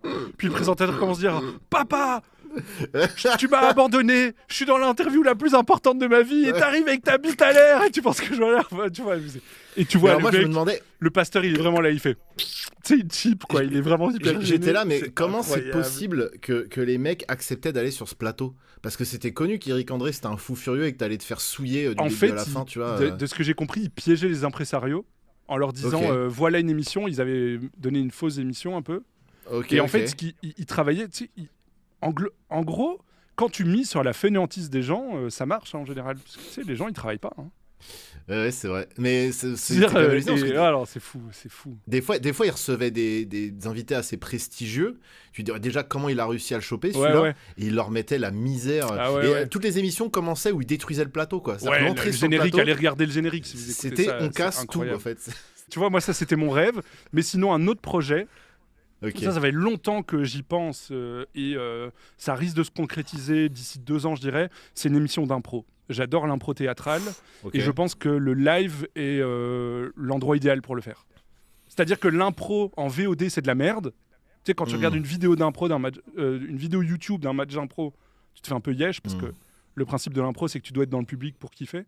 Mais je suis très très chaud de faire ça, une émission d'impro avec. Ne m'appelle pas quand tu lanceras cette émission. C'est très dur l'impro, hein. Mais tu vois, laisse tomber. Je pense que le contenu que je préfère sur Internet, c'est Dropout. Tu vois je sais pas si tu vois ce que c'est. C'est une. Je connais. C'est, si tu veux, il y avait la chaîne College Humor ou quoi, où il y avait Will Ferrell, enfin le truc de Will Ferrell. Et en fait, c'est des gens de là-bas qui ont split. Donc Sam Reich et plein de gens très très doués en impro. Et ils ont une émission qui s'appelle Game Changer. C'est une émission où les règles changent à chaque émission. Et donc c'est une sorte de big deal, mais où les règles sont tout le temps complètement pourries, tu vois. D'accord. Et alors, il y a une autre émission de cette chaîne-là qui s'appelle Very Important People, où en gros, c'est une émission d'impro qui fait des fausses interviews en impro. Donc en fait, ils font venir un comédien le matin, ils le maquillent complètement. Genre, tu vois, des fois, le mec... il est déguisé en épi de maïs géant mutant, tu vois. Et en fait, lui, il va sur le plateau. Il y a la meuf qui interviewe et ils font une interview en impro de la personne. Et donc des fois, le mec, il est en alien. Il dit bah voilà, je suis venu pour conquérir le monde. Ah ouais, mais voilà. Et c'est toute une et c'est incroyable, vieux. C'est incroyable. Les Caïns, ils sont forts pour faire ce genre de trucs. Il y a, je pense, un des humains que je préfère sur Terre, qui s'appelle Brandon Lee Mulligan, je sais pas si tu vois qui c'est. C'est un MJ en fait de Critical Role et tout. Et c'est le mec qui fait les monologues existentiels, avec de l'horreur existentielle en impro les plus ouf de la planète. Je t'enverrai des trucs, mais il est incroyable. Et dans un des derniers épisodes, ils l'ont déguisé en bébé et un de ses potes en bébé. Et donc c'est 2 bébés qui doivent être adoptés. Mais lui, c'est un bébé, on dirait un Sith, tu vois. Genre c'est un tueur en série, quoi. Et donc, mec, va regarder ça, c'est une dinguerie. Je consomme très peu de contenu anglophone, malheureusement. Et tu vois, je me dis, il y a encore de la place pour faire des choses comme ça en français. Le seul truc, c'est que pour le moment, je suis un peu bloqué par Sol Ring parce que ça me prend trop de temps. Donc cette année, ce que j'essaie de faire, c'est de petit à petit réduire des coûts par-ci par-là pour réussir à payer du montage. Tu vois, pour avoir le temps la question tout à l'heure, et l'énergie de repasser dans autre chose. Voilà, sur du moyen terme, peut-être déléguer un peu pour pouvoir te consacrer à d'autres projets et à avancer dans d'autres projets. J'adorerais, mais c'est en prévision. Tu vois, Sol Ring, on peut parler chiffres comme ça, les gens se rendent bien compte. J'ai un monteur qui est incroyable, qui s'appelle Lucas, des bisous, qui me fait pas payer trop cher pour la qualité et pour son expérience, donc il me fait payer 350 balles la journée. La journée, ok. Mais c'est 4 jours de boulot. Oui, voilà, Donc tu vois, il faut 1400 balles pour payer un monteur. Je les ai pas. Parce que si je les donne à quelqu'un, je me paye plus. Donc en fait, c'est vraiment le problème. C'est le salaire que je me verse par mois, voilà. Ouais, voilà. Moi, je suis à 2004, ouais. Tu vois, mais j'ai 40 piges et j'ai 2 gosses, tu vois. Ah non, mais Donc, t'as bien raison. C'est ce que je gagnais. Je gagnais plus quand je bossais dans la pub il y a 10 ans. Ça ne m'étonne pas.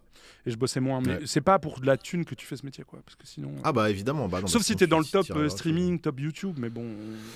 Ouais, ou là, réaliste avec Magic, c'est mort. Hein. Ben c'est ça, c'est comme on disait tout à l'heure, on a atteint peut-être un certain plafond de verre. Maintenant, il faut qu'il y ait plus de UB pour apporter plein de nouveaux clients qui regardent nos vidéos. Ouais, bah en vrai, moi je pense que UB, ça ramène des gens, tu sais. Moi je suis assez pro UB. Je suis assez pro UB. Moi, j'ai rien. Enfin, pro.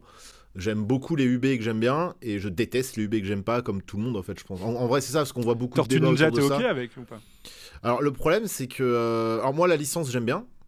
Parce que quand j'étais gamin, tu vois, le dessin animé des années 90, le jeu vidéo sur la SNES, le film incroyable. Le premier film, il a un peu mal vieilli sur certains aspects, on va dire. Ouais, avec les costumes qui étaient faits par le mec qui a fait Dark Crystal. Tu vois, Jim Henson, qui a fait la dernière pub Magic. Exactement, donc il y a une connexion aussi. Il y a une continuité aussi, tu vois, entre les deux, ça c'est cool.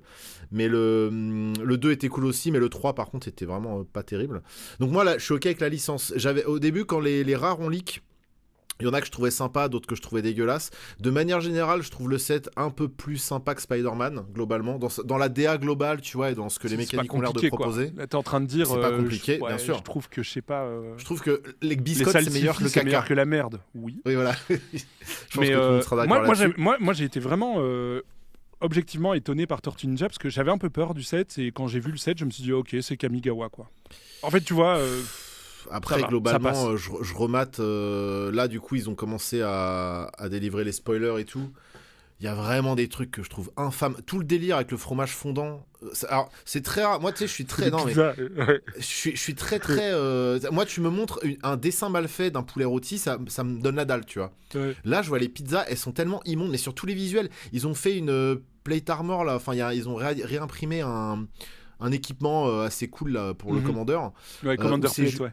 Ouais, c'est ça, Commander Plate, où c'est juste, tu vois, des parts de pizza collées sur, je sais pas laquelle tortue c'est, mais c'est immonde. C'est déjà mélanger le corporel et la bouffe, tu vois, enfin, tu sais, les gens qui aiment bien jouer avec la nourriture, déjà, j'ai du mal, mais t'as que des arts avec des pizzas dégueulasses, du fromage, tu sais, il y a un truc un peu Iaslope que je trouve un peu uncanny, dégueu, tu vois. C'est un peu, malheureusement, ce qui se passe aujourd'hui. Là, genre, mais putain, mais qu'est-ce que c'est mal. Alors, autant je trouve qu'ils ont pris certains, il y a beaucoup de Dominique Meyer, moi j'adore Dominique Meyer.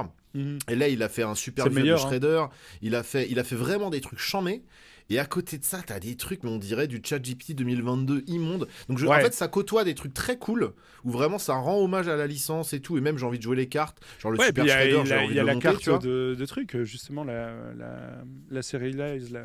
Putain, comment il s'appelle encore le mec qui a créé Tortue Ninja, quoi. Oui, j'ai pas le nom, mais oui, il y en a plusieurs. J'ai oublié son nom. Je vois desquelles celles-là tu parles. Oui, celles-là sont sympas. C'est le délire qu'il y a depuis Spider-Man, où en gros ils prennent des grands noms du comics et de la BD et ils les foutent directement sur une carte. Là je pense que c'est vraiment Kevin Eastman, pardon. Voilà. Kevin Eastman, voilà. Là c'est vraiment une carte. C'est pas juste un screen, hein. Je pense que c'est vraiment lui qui l'a dessiné là par contre. Ah ok, d'accord, parce que je suis pas sûr. Je crois qu'il y a des screens genre du premier comics Tortue Ninja, tu vois. Ah mais peut-être que c'est ça alors. Peut-être que je me trompe. Après ouais, t'as le truc, comme ils ont fait pour Spider-Man, et ça c'est cool. C'est un peu comme de l'altération mais officielle, tu vois. Je vois ça comme ça, tu vois. Il y a un peu ce truc de tu prends ta carte, tu la personnalises avec une licence que t'aimes bien. Et c'est à la limite, ça c'est rigolo, c'est un peu fan service, j'aime bien. Mais il y a certains visuels, ça passe pas, quoi. Je comprends pas. Je l'avais dit dans ma review, mais c'est pas parce que tu mets des trucs du quotidien sur tes cartes. Là, en l'occurrence, on a encore des visuels de New York et tout, ou même t'as un visuel, c'est un équipement rouge, là, je sais plus ce qu'il fait, mais tu sais, c'est juste un sac de sport avec une batte de cricket, je crois, ou un truc comme ça. Ouais, mais c'est le sac de Casey. C'est un peu le problème des UB, c'est que quand c'est une licence qui colle pas, pour moi, à Magic, même si c'est ok, comme je l'ai dit, d'aller dans tous les sens et de faire sortir Magic de son côté Heroic Fantasy traditionnel, il y a des trucs, c'est tellement de mauvais goût, quoi. Et même les mécaniques sont pas si travaillées, je trouve. Moi, je passe au Marvel, pas chaud Tortue Ninja. Je pense qu'Avatar, c'était... Avatar, c'était une réussite pour moi. Et j'en attendais rien. Et en fait, quand le truc est sorti, j'ai adoré, mais vraiment j'ai adoré. Et en plus, ça m'a mis à la licence, c'est-à-dire que j'ai maté toute la série. C'est trop bien, Avatar. Là, je mate le monde de Korra maintenant, donc ça, il paraît que c'est moins bien. Ça, j'ai pas encore regardé. C'est un peu moins bien, mais c'est cool. Franchement, ça se regarde bien. Mais Avatar, c'est vraiment trop bien. Et j'étais là, je fais mais merci Magic, un banger. Non seulement vous me faites découvrir une licence, et c'est pour ça des fois il y a des takes genre ouais mais en fait tu dis ça parce que t'es juste un rajout de Spider-Man. Mais pas du tout. Ah non, moi j'adore Avatar, les comics, mais là, Avatar, je m'en battais les couilles, et ils ont réussi à m'attraper avec ce set, tu vois. Alors que je m'en battais les couilles. Limite, je croyais que c'était un truc de gamin, tu vois, en mode un peu naze. Ouais. Et non, et donc là, Spider-Man, en plus, c'est faux, parce que comme tout le monde, j'ai un peu grandi avec le vieux film, tu vois, qui est sorti quand on était ado, là, le premier film Spider-Man, on va dire... Enfin, pas le premier, mais celui de notre génération, quoi, parce que chaque génération a droit à son reboot au cinéma. Ouais. Et voilà, j'ai grandi avec cette trilogie, je kiffais et tout. Ouais, les jouets, quand moi j'étais gamin, les jouets Tortue Ninja. J'étais pas trop dans les jouets, mais c'est un truc de ma génération. Il y avait aucune raison que je kiffe pas, quoi. Au final, c'était à chier par terre, donc. Moi je parlais des jouets Tortue Ninja, sorry, j'ai bugué. Ouais, moi aussi, Tortue Ninja aussi, j'avais les jouets quand j'étais gamin. Non, pour le coup, la Tortue Ninja, je pense que ça va être un peu mieux, mais il y a quand même des cartes qui me sortent du... Tu vois, je peux pas me dire non, vas-y, je vais aller. En plus, là, Wizard, alors d'habitude, les UB, ils me donnent pas l'heure, là, ils m'ont envoyé le colis, tu vois, avec tous les trucs dedans. Donc je vais l'ouvrir, mais tu vois, je pourrais pas faire ça. T'as déjà reçu le colis ? Non, mais tu sais, j'ai reçu le mail là. Ah ouais, ok, parce que moi je suis en stress là. Pour mettre mon... Non, je l'ai pas reçu encore, je l'ai pas reçu. Non. Je le recevrai. Moi, généralement, il me l'envoie là, quasiment la veille de l'AP ou 2 jours avant l'AP, tu vois. Ouais, mais moi en fait, je tourne l'épisode de Sol Ring lundi. Ouais, ah oui, donc t'as que jusqu'à ce week-end, ouais. Ah, oui, et je dois construire 4 decks. Ah putain, ouais. Flemme. En fait, attends, ils vont pas t'envoyer. Attends, il y a qu'un seul précon. Il y a qu'un précon, et en fait, on fait un troll à 2 têtes où Jojo, moi, contre Pia et son mec. Ok. Donc, Pia et son mec représentant les forces du mal, évidemment, puisque c'est vraiment le cas, quoi, en plus. Donc, voilà, mais donc j'ai 4 decks à monter. Jojo m'a dit qu'il viendrait peut-être un peu m'aider, mais bon, tu vois, il est beaucoup occupé et tout, donc je vais un peu morflé, à mon avis. Vendredi, je monte 4 decks, quoi. À mon avis, jusque tard la nuit. Ouais. Mais donc, ça, tu vois, c'est le côté invisible, quoi. C'est ça, tu vas passer une journée à construire 4 decks, t'as potentiellement la flemme de faire, quoi, mais ça fait partie du job. Hein. Mais c'est pas que construire 4 decks, c'est que j'ai mon plateau à préparer. Ouais, bien sûr. Tu vois, j'ai les courses à aller faire pour les gens qui mangent, je dois planifier, quoi, en fait, le tournage, avoir les cartes à temps. C'est toi qui gères toute la prod, donc forcément. Gérer les trajets, payer le train, les horaires, l'énergie, les imprévus. Tu vois, ça m'est déjà arrivé, des imprévus de fou, hein, genre... Putain, mec, l'épisode Final Fantasy, c'était avec Bess Marmotte. Non, attends, oui. Non, Tarkir, c'était avec Bess Marmotte, normalement. Genre, à 7h du mat, le jour du tournage, il me dit ma voiture démarre plus, je peux pas venir. Et c'est là que tu vois l'isolation. Tu vois l'isolement dont on parlait du créateur de contenu. Il y a personne pour plein de gens, mais qui t'ose appeler à 7h30 du matin un dimanche. Et là, c'est une vraie question, tu vois. Donc moi, je vous ai appelé Adibou. J'ai osé contacter Ophé, j'ai osé contacter Alvar, et je crois que c'est tout, tu vois. Et Ophé, elle m'a dit je suis réveillée, je suis en crise d'angoisse, j'arrive, tu vois, genre elle déchire Ophé. Mais ouais. Moi, c'est pas dit que je réponde, mais t'as droit de m'appeler, y a aucun souci. Mais c'est pas dit que je réponde après. Hein. Mais donc ouais, c'était chaud. C'était chaud, mais ça, c'est des imprévus comme ça, quoi. Et puis ça c'est des coûts cachés que les gens voient pas. Et quand je parle de coûts, c'est pas juste financier, quoi, c'est en énergie. Puis le choc, putain, tu dois revoir tout ton orga. Et puis t'as le montage, parce que le montage, l'air de rien, c'est pas juste technique, quoi. Tu vois, faire du montage, c'est pas juste de la technique. Il y a comment dire, il y a un regard artistique, c'est peut-être artistique, mais un regard moral, vieux. Tu découpes le réel, en fait. T'es en train de découper le réel pour fabriquer le récit que tu veux fabriquer, tu vois. Et ça, je pense que c'est vraiment. Moi, j'ai l'impression que vraiment le montage. Et en fait, c'est aussi ça, un des trucs que je trouve que les gens n'ont pas forcément mesuré. C'est comme moi, je m'auto-monte. Titre, hein. Bizarre, mais ok. J'irai pas voir le film. Hein. Non, mais quand je monte une partie, tu vois, par exemple, je monte une partie avec toi. Disons qu'on filme et qu'à un moment, tu pètes un câble et que t'es méga salé. Ouais. Moi, je le montre pas au montage. Je fais de la diplomatie en montant. Mais avec moi, je ne fais pas de diplomatie. Le montage, c'est vraiment rude parce que tu protèges les gens, tu protèges le rythme, tu protèges plein de trucs, en fait. C'est un boulot de monstre, le montage. Après, je pense qu'il y a un contrat, tu vois, qui est admis par tout le monde, c'est que quand tu mates Sol Ring, ou n'importe quel format très monté sur Internet ou à la télé, peu importe, c'est que les gens savent qu'ils regardent un divertissement et que dans tous les cas, il faut pas le prendre comme argent comptant, tu vois. C'est là, je me pose, je vais regarder un divertissement. Après, tout le monde n'a pas compris ça. Je te jure, moi, j'ai des retours de gens... Bah ouais, mais alors souvent, ils font des misplays et tout. Ben oui, mais toi aussi, gros, c'est juste que t'es pas filmé, en fait. Toi aussi, et puis c'est ça. Et puis ils se rendent même pas compte. Mais même, tu vois, moi, les gens qui passent leur temps, tu vois, qui ont jamais fait un don via les membres, qui ont jamais filé sur Patreon, sur Tipeee, qui ont jamais même fait un sub ou quoi, tu vois. Généralement, déjà, c'est eux les plus vocales sur Internet, les plus vocaux, je sais pas comment on dit, et qui te bâchent le plus. Tu sais, c'est les gens qui ont jamais levé le petit doigt, qui s'installent devant leur ordi ou devant leur téléphone et qui attendent qu'on vienne leur servir leur soupe, quoi, en mode mode voilà. Et si malheureusement la soupe est trop chaude, et ben ils vont t'insulter en commentaire. Mais alors ces gens-là, tu les ramènes sur un plateau, tu vois, sur le plateau de Sol Ring, tu vois, avec toutes les lumières, les caméras, l'ambiance qu'il y a et tout, mais déjà ils se chient dessus déjà. Tu vois, et ils te critiquent après bon, parce c'est que pas non plus. On a quand même la chance d'avoir Magic, tu vois, comme donc c'est pas non plus un tournage comme une interview, tu vois, où c'est plus stressant, je trouve. Je sais bien, mais ce que je veux dire, c'est que encore une fois, tu parlais de l'invisible, tous les à côté de notre métier que les gens savent pas forcément. Là, t'es en train de mettre un pavé de 5 lignes pour m'insulter ma race parce que j'ai fait un misplay ou j'ai laissé une coquille au montage, alors que toi, rien que venir parler sur un plateau, t'oserais pas le faire déjà, tu vois. Donc il y a toujours ce truc où je me dis des fois, je veux bien prendre les critiques en compte et j'essaye de le faire. Et des fois il y a ce truc de oh les gars, mollo en fait. Mais je pense que sinon, c'est lié. Faites-le quoi. En fait, je pense que c'est lié au fait que faire du contenu, c'est en gros du travail dans une économie où le fun masque l'exploitation, tu vois, en quelque sorte. En fait, on fait semblant que c'est que du fun. Alors que le fun, c'est la plupart du temps, alors des fois tu peux avoir du fun pendant la conception, mais le fun c'est le résultat quoi. Et même toi, tu prends on a du fun quand t'as fini le truc. C'est amusant à faire. Mais ce que je veux dire, c'est que tu dois en fait garder la face dans ton contenu. Tu vois, en fait, une partie de créateur de contenu, c'est que t'as un vrai boulot de pas montrer, par exemple, si le matin je me suis réveillé et que je me suis engueulé avec ma femme un mardi et que je prends le stream à 9h, je dois pas le montrer normalement. Tu vois, par exemple, un truc que les gens ne savent pas vraiment, mais la 2e saison de Sol Ring, donc Jojo, il l'a fait alors que sa femme a un cancer. Tu vois ? Ouais, on en avait parlé, ouais. Et il arrive à la table, et c'est Jojo. Et lui, il m'a souvent dit que, en fait, justement, Sol Ring, ça lui faisait du bien, parce que ça le sortait de ça et tout. Mais en fait, je pense que des fois, les gens ne se rendent pas compte, parce que comme notre métier, c'est de faire en sorte, c'est de faire de l'entertainment, de faire en sorte que, c'est génial, en fait, t'as pas envie de me suivre si je suis tout le temps dans la déprime, te dis que j'arrive pas à finir mes fins de mois et tout, tu vois. Donc, en fait, je dois faire semblant que tout va bien tout le temps. Et du coup, à cause de ça, ou grâce à ça, les gens estiment que comme on s'amuse, on leur doit quelque chose.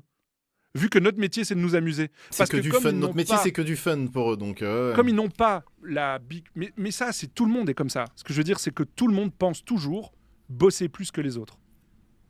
C'est une question de science, tu vois. Je suis d'accord, mais il y a encore une fois ce dosage. Bon, là, malheureusement, après, on n'est pas à l'usine, tu vois. Sur le pire. Mais évidemment, encore une fois, moi je remercie Dieu tous les jours. Dieu merci, je vis de ma passion depuis 10 ans.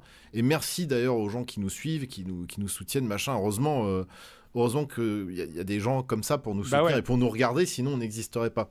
Mais il y a juste encore une fois sur ce spectre de la parasociabilité, du parasocial, des gens qui dosent pas, quoi, tu vois. Genre, effectivement, c'est sûr, tu vois, on parle de maladie. Moi, j'ai perdu ma mère, tu vois, en janvier 2013, juste quand ma chaîne commençait à grimper, quoi. Ça m'a pas empêché de me prendre des sauces, d'avoir des gens qui m'insultent, machin, parce qu'à un moment donné, t'as ils s'en foutent, une vidéo qui est moins bonne que l'autre, et t'es là, mais en fait, les gars, j'ai 20 piges, je suis en train de perdre ma daronne, j'ai un taf, j'ai un appart à Nantes, j'ai un appart à Paris, ma soeur habite à Nantes, comment je vais faire ? Je dois gérer les vidéos, on est que 2, tu vois, et en fait, c'est ça, en fait, c'est la vie, quoi. Alors, des fois, il y a des très hauts et des très bas. Mais il y a des gens, tu vois, en fait, à partir du moment où t'es l'entertainer, bah tu n'es plus un humain. Tu es un clown. Vas-y Bozo, mets ton nez de clown, fais-nous rigoler. Internet devrait peut-être, d'ailleurs, on essaie de le faire, tu vois, je pense qu'on garde encore un peu ce côté humain, mais aussi parce qu'on aime bien parler sur Twitch, on aime bien discuter, machin, échanger. Il y en a qui sont complètement cold et qui laissent pas apparaître ce truc-là. Moi, je pense que c'est important de temps en temps de laisser apparaître des trucs, mais aussi si tu laisses apparaître trop de failles et que tu donnes en fait les clés des backstage, bah y a des gens qui vont en profiter pour t'enculer encore plus, tu vois. Ah mais ça c'est donc c'est un équilibre encore, tu vois. C'est ça qui est chiant aussi, quoi. C'est vraiment un truc que j'ai essayé de faire sur les 2 dernières années, c'est d'essayer de montrer, tu vois, justement l'envers du décor, les tafs. Poster sur Twitter à 3h du matin, voilà, j'ai fini pour la vidéo de demain, tu vois. Montrer en fait parce que je pense que les gens se rendent pas compte à quel point faire un truc comme Sol Ring dans une économie en fait qui a pas forcément envie de ça, c'est beaucoup de sacrifices. Et alors oui, il y a des bons côtés, je reçois des cartes gratuites. Yes. Ou alors, un autre bon côté, tu sais, j'ai été à la Magic Con à Vegas. Et c'est Wizard qui a payé mon avion et mon hôtel. Stylé. Ouais. Tu es un privilégié. Mais je me suis pas payé pour faire ça. Oui, j'ai été bosser après, 6 jours ça crée... sans ma famille et je me suis pas payé. Ça peut créer de la jalousie, ça peut créer des trucs. Mais non, mais les gens se rendent pas compte. Si toi, demain, tu vas bosser et que t'es pas payé, comment tu fais ? Eh ben, moi, ça m'arrive des fois. Voilà. Mais on est dans des dynamiques assez instables, en fait, en permanence. T'es dépendant de ta créativité, t'es dépendant des bonnes nouvelles que tu vas avoir en ouvrant ta boîte mail le matin, t'es dépendant de tout ça, quoi. Des algos, le pire truc. Le pire truc. Comme ça. Mais là, on est en train de boucler avec notre ouin-ouin du début de vidéo. C'est vrai. Mais Attends, non. Je termine un truc. Je peux je clôture là-dessus. Vas-y. Je ouin-ouin pas. Moi, j'ai un point très simple pour le point ouin-ouin. C'est très simple. Ma mère, elle était caissière. Elle devait lever la main pour aller aux toilettes. Si dans mon taf, je dois pas demander à quelqu'un si je peux aller aux toilettes, c'est un bon taf. C'est vraiment c'est mon point de mire. J'avoue. Et pour moi, j'ai un super bon taf. C'est pas mal. Je veux pas demander aux gens si je peux aller aux toilettes. Je veux pas jouer contre des jeux. Je veux pas que mon patron joue Mono Bleu, tu vois.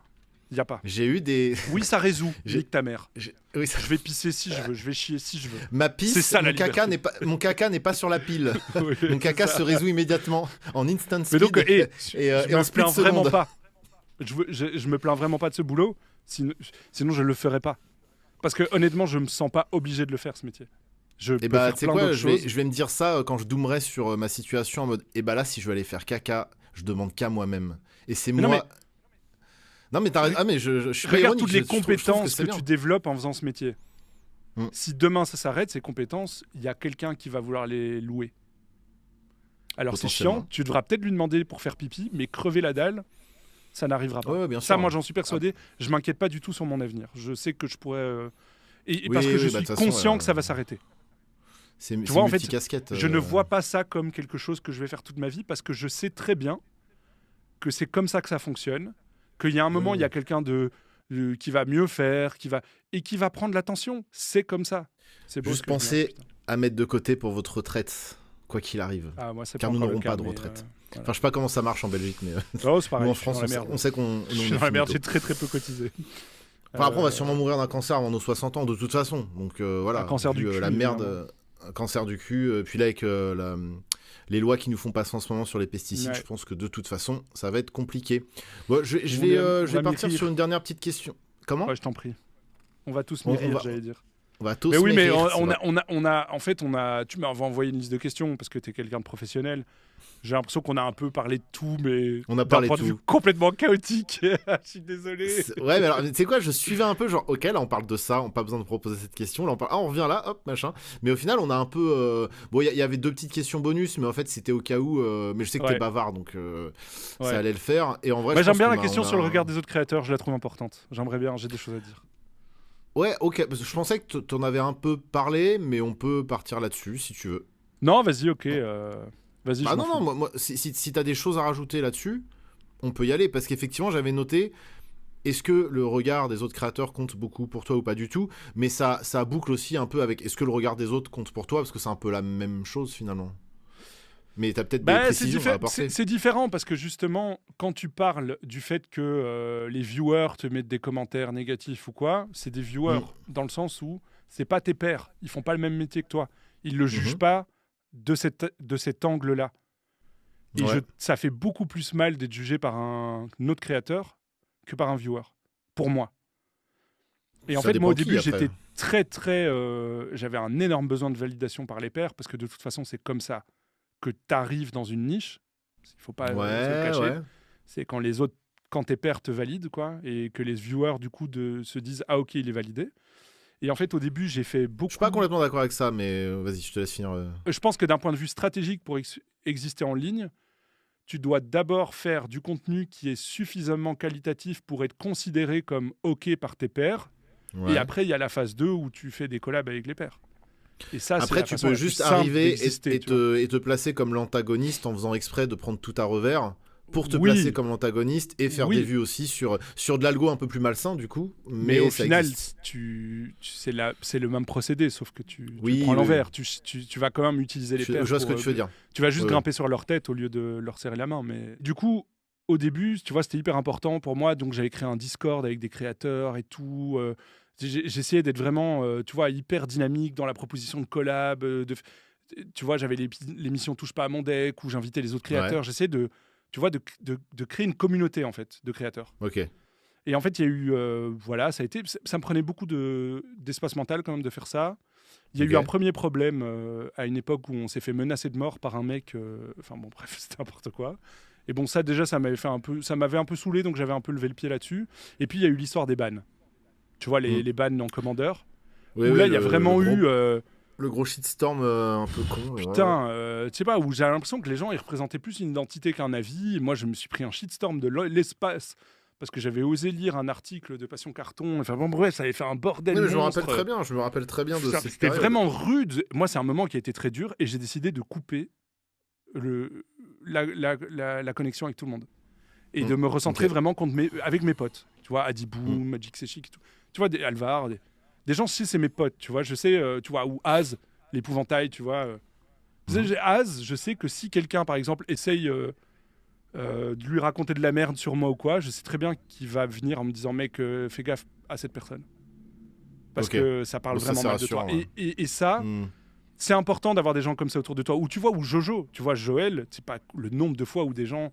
Ils vont voir Joël en mode « Ah, Joël, il est sympa, on va détruire Bandit sur sa gueule. » Et Jojo, il dit « Putain, les gens, ils sont fous, en fait. Ils croient que je suis pas ton pote, en fait. » C'est fou, tu vois. Et donc, ça a été important pour moi de retrouver ce petit cocon, tu vois, parce que j'avais beaucoup besoin du regard des autres. Et comme je l'avais plus, j'avais besoin d'autres gens qui me permettaient de comprendre que j'étais encore centré ou qui pouvaient me dire si je faisais de la merde ou pas. Tu vois, et ça, c'était important. Mais donc... j'ai un peu pris de la distance parce que j'ai l'impression que, comme disait l'autre, l'enfer, c'est les autres, quoi, tu vois, des fois. Enfin, en tout cas, moi, quand je dis l'enfer, c'est les autres, c'est que je dis pas que les autres, c'est des connards, mais mon rapport aux autres, tu vois, ce qui se passe entre moi et les autres, donc c'est difficile pour un mec comme moi qui est un peu handicapé social de gérer correctement des relations parasociales tout le temps. Donc, j'ai préféré vraiment me prendre mes distances. Bon, j'ai toujours mes contacts avec Valais PL, avec mes potes, quoi, tu vois. Mais j'ai l'impression qu'il y a vraiment deux clans qui se sont créés chez les créateurs de contenu. Et c'était pas le cas avant. Avant, il y avait beaucoup plus d'unité chez tout le monde et c'était beaucoup plus chouette, je trouve. Mais bon, voilà. Je n'ai pas connu cette époque. Moi, j'arrive en terrain... Cool. Que je considère neutre. Je préfère juste me protéger de ça, en fait, parce que je suis quelqu'un d'assez fragile, en fait, émotionnellement. Je pense, tu vois, et je le dis vraiment, j'essaie pas de faire pleurer dans les chaumières, c'est vraiment un défaut que je connais. Tu vois, comme quelqu'un qui dirait, je suis trop petit pour faire du basket, mais du coup, je dois être meilleur à un autre endroit. Moi, je sais que je suis un peu trop fragile émotionnellement pour faire du contenu, normalement. Donc, c'est pour ça que, à la base, j'avais créé un personnage, je faisais des sketchs, parce qu'en fait, c'était pas moi. C'était le Bandit, masque et tu tout, vois. bien sûr, bien sûr. Et là, maintenant, en fait, j'ai un peu... l'année dernière, j'ai vraiment ressenti le truc de « Ah, mais non, en fait, c'est moi. Et il y a des gens, ils m'aiment pas pour telle raison, et c'est pas cool. Mais des fois, ils ont pas tort, donc je vais travailler dessus. » Tu vois, c'est juste ça, en fait. Je trouve ça intéressant. Ok. Voilà. Ok. Voilà, comme ça, je te parle vite fait de ça, parce que je pense que c'est... En tout cas, moi, j'avais envie d'en parler. Je ne sais pas si quelqu'un aura envie d'écouter ça, mais moi, je voulais en parler. Je trouve ça intéressant ce que tu dis sur le parasocial, parce que moi, j'aime bien imaginer le fait qu'aujourd'hui, notre cerveau, enfin, notre pensée n'existe plus uniquement dans notre cerveau, mais elle est vraiment dans le flux, quoi. Tu vois, en fait, c'est comme si toute notre pensée, elle existait aussi dans les réseaux et tout, et c'est ce qui, d'ailleurs, fait très peur avec ce qui est en train de se passer, tu vois... mais pas qu'avec l'IA, mais plutôt avec les acteurs qui sont au-dessus de l'IA. Qui utilisent l'IA, bien sûr. Puis même par rapport à la propagande, par rapport... Leur but, c'est que la puissance de calcul ne puisse plus être chez les gens. Ils veulent contrôler le computing. Ça veut dire, mais c'est un truc de fou. Ça veut dire que, oui, ok, ils vont plus vendre de cartes graphiques, ils vont plus vendre de... Et en fait, on ne pourra plus avoir un ordinateur chez nous qui est capable de calculer sans être dans le cloud. Ouais. J'ai pas de chapeau en aluminium, mais vous voyez les vibes que j'ai là. Oui, bien sûr. Mais c'est ça qu'ils veulent faire, les gars. Bien sûr. Et vous êtes là, j'ai pas de carte graphique. Non, il y aura plus d'ordinateur sans que eux fasse passer votre pensée dans le cloud et décide de ce que vous pouvez penser ou pas. On a déjà le problème, hein, quand moi je vois les gens dans le chat, ils arrivent, ils disent ouais, désolé du retard, ils sont ban. Parce qu'ils peuvent pas utiliser le mot retard parce qu'en anglais c'est retard. Ou ils peuvent pas dire je prenais une douche, mais ça va changer la façon dont on parle. C'est les prémices. Révoltez-vous. Bon, on est en train d'ouvrir une porte là. Est-ce qu'on y va? Je ne sais pas. Je voulais partir dans le chaos. L'avant-dernière question là qu'on n'a pas posée, ça pouvait ouvrir la même porte. J'ai vu que t'as pas posé, je l'ai fait. Moi, je suis comme un boucher généreux. Il y a 100 grammes en plus, je te les mets quand même. Tu les prends, tu les prends pas, je m'en fous. Tu m'as mis un bon 100 grammes, mais en plus, je suis obligé de rebondir. C'est que nous, on est des enfants d'Internet. Moi, j'ai commencé avec les MySpace, les Skyblog. Oh, c'est trop bien, tu peux parler à un passionné de métal à l'autre bout du monde, c'est incroyable. Je suis le seul mec à écouter du métal dans mon bahut, et là, je me fais plein de copains d'un coup. C'est Internet, c'est magique. Donc, je suis passé, tu vois, du mec des forums pro-Internet et tout, c'est l'échange de culture, machin. Ah, je déteste Internet. Tu vois, à part, effectivement, que ça m'apporte ce truc de pouvoir faire du contenu, essayer de rendre un truc un peu quand même qualitatif au final, tu vois, de rendre une belle copie, mais au final, ce que sont devenus les réseaux sociaux, ce qu'a apporté l'IA générative, ou plutôt ce qu'a détruit l'IA générative sur Internet, etc., je suis en train de détester Internet. Pour moi, la vraie menace de l'IA et de ce qu'on est en train de vivre là maintenant, c'est qu'il y a une véritable dévalorisation, tu vois, du travail d'exécution, alors que justement, moi, je trouve que la création, la créativité, c'est l'endroit où se rencontrent l'idée, la pensée et l'exécution. Parce qu'en fait, tu peux avoir les meilleures idées du monde, si t'as pas une bonne exécution de ton idée, elle pue la merde, ton idée. Enfin, tu vois, c'est vraiment le truc que j'avais dans la pub. Et en fait, aujourd'hui, on est en train de dire aux gens, vous devez juste avoir des idées et l'IA va exécuter. Et ça, moi, ça m'embête parce que ça fragilise toute une chaîne de métiers. Tu vois, en vrai, tu vois, d'un point de vue purement matérialiste, je suis 100% d'accord avec toi. Et là, on pourra repartir sur une heure de podcast. Mais tu rajoutes à ça la side que c'est en train de terraformer littéralement le cerveau des gens, à justement à ne plus prendre part à cet exécutif, mais à ne même plus réfléchir en fait. Qu'on avait déjà un peu avec les moteurs de recherche et tout, mais là qu'à x10, x15 avec l'IA générative. Enfin, avec l'IA de manière générale, mais surtout l'IA générative qui te produit de la merde encore. Hein. Parce que même s'il y a des choses très bien faites et qu'il y a des petits malins qui savent prompter correctement, et encore, il y a toujours... il y a des choses qu'on peut plus trop voir, mais il y en a qu'on arrive encore à voir. Avec la musique, moi, j'arrive encore à le voir. Les quadratins, gros. Les quadratins. Tu vois ce que c'est, un quadratin? Non. C'est, tu vois, le tiret un peu long. Ouais. En fait, personne n'utilise jamais ça, mais ChatGPT, il en utilise la blinde, quoi. Et il y a aussi l'apostrophe. ChatGPT, c'est pas la même apostrophe que tu utilises sur ton clavier. Trop bizarre. Ouais. Voilà. Oui, pour le texte, il y a des trucs où tu peux griller encore. Mais même dans l'image, ça devient un peu compliqué. La vidéo, c'est encore faisable, mais il y en a qui sont. Enfin là, tu vois, toute la propagande d'extrême droite en vidéo générée par IA, c'est un délire. C'est rude, hein. Les boomer trap où t'as des milliers de commentaires genre qui réagissent à un truc d'IA dégueulasse, tu dis mais quand l'IA sera crédible, ça va être une bombe atomique, l'équivalent de la bombe atomique en termes de catastrophe humanitaire, tu vois. Ouais. Moi je pense qu'il y a un vrai travail aussi à faire que les gens ne font pas encore. Mais tu vois, par exemple, quand t'as un jardin, t'enlèves les mauvaises herbes. Quand t'as un groupe social, t'enlèves les gens toxiques. Et ben, un algorithme, ça se travaille. Donc ça veut dire que quand tu vois un truc que t'aimes pas, tu le masques. Tu dis, je ne veux plus voir ça. Il y a un travail à faire, tu vois. Sur Facebook, vraiment, moi, j'ai flashé parce que, tu sais, Facebook, je suis revenu un peu dessus avec Bandit parce que j'ai 2-3 shorts qui ont explosé de Vegas et maintenant, ça fait un peu de vues et tout, donc c'est cool. Et en fait, je remarquais que l'algorithme de Bandit, qui était vierge, hein, parce que je suivais 3 pelés, 4 tondus de Magic, genre, c'était que des trucs du Figaro, de machin. Et en fait, en 3 contenus... tu tombes sur limite du Soral, quoi. Tu vois, donc en fait, si tu cleans pas ton algorithme, et alors les trucs d'IA, vieux, où t'as des trucs, tu vois que c'est une image IA, tu vois, c'est un gâteau avec 2 signes, je sais pas qui pourrait le faire, tenu par une meuf, on dirait le petit garçon des Kinder, mais en meuf, et t'as tout. Mais peut-être que c'est aussi des gens en IA, en fait, ces putains de vieux qui font très beau gâteau, jeune fille, continuez. T'es là, waouh, putain. Il y en a la moitié, c'est l'IA. En fait, c'est l'IA qui répond à l'IA. Mais là, je parle surtout en France, avec l'actualité actuellement, où t'as beaucoup de contenu généré par IA, des fausses vidéos et tout. Et là, t'as les gens qui réagissent en mode premier Dugs et tout. Alors évidemment, que des PP patriotes faites sous IA, en plus, la plupart du temps. Mais qui, eux, ne sont pas des bots, pour le coup. En fait, c'est un gouffre à merde infini et c'est trop badant. Et en fait, il n'y a personne qui a été formé là-dessus. On n'a mis aucun garde-fou. C'est en roue libre totale. Et de toute façon, par défaut, je veux dire, les réseaux sociaux, de toute façon, plus t'as de la thune, plus t'es milliardaire, plus tu peux mettre de l'ad dans ton contenu, donc en fait faire de la propagande. Et en plus de ça, par défaut, généralement, on sait par qui sont tenus les GAFAM, c'est du contenu droitard que tu auras par défaut, de toute façon. Donc effectivement, il faut un petit peu modeler son algorithme, ça je suis d'accord.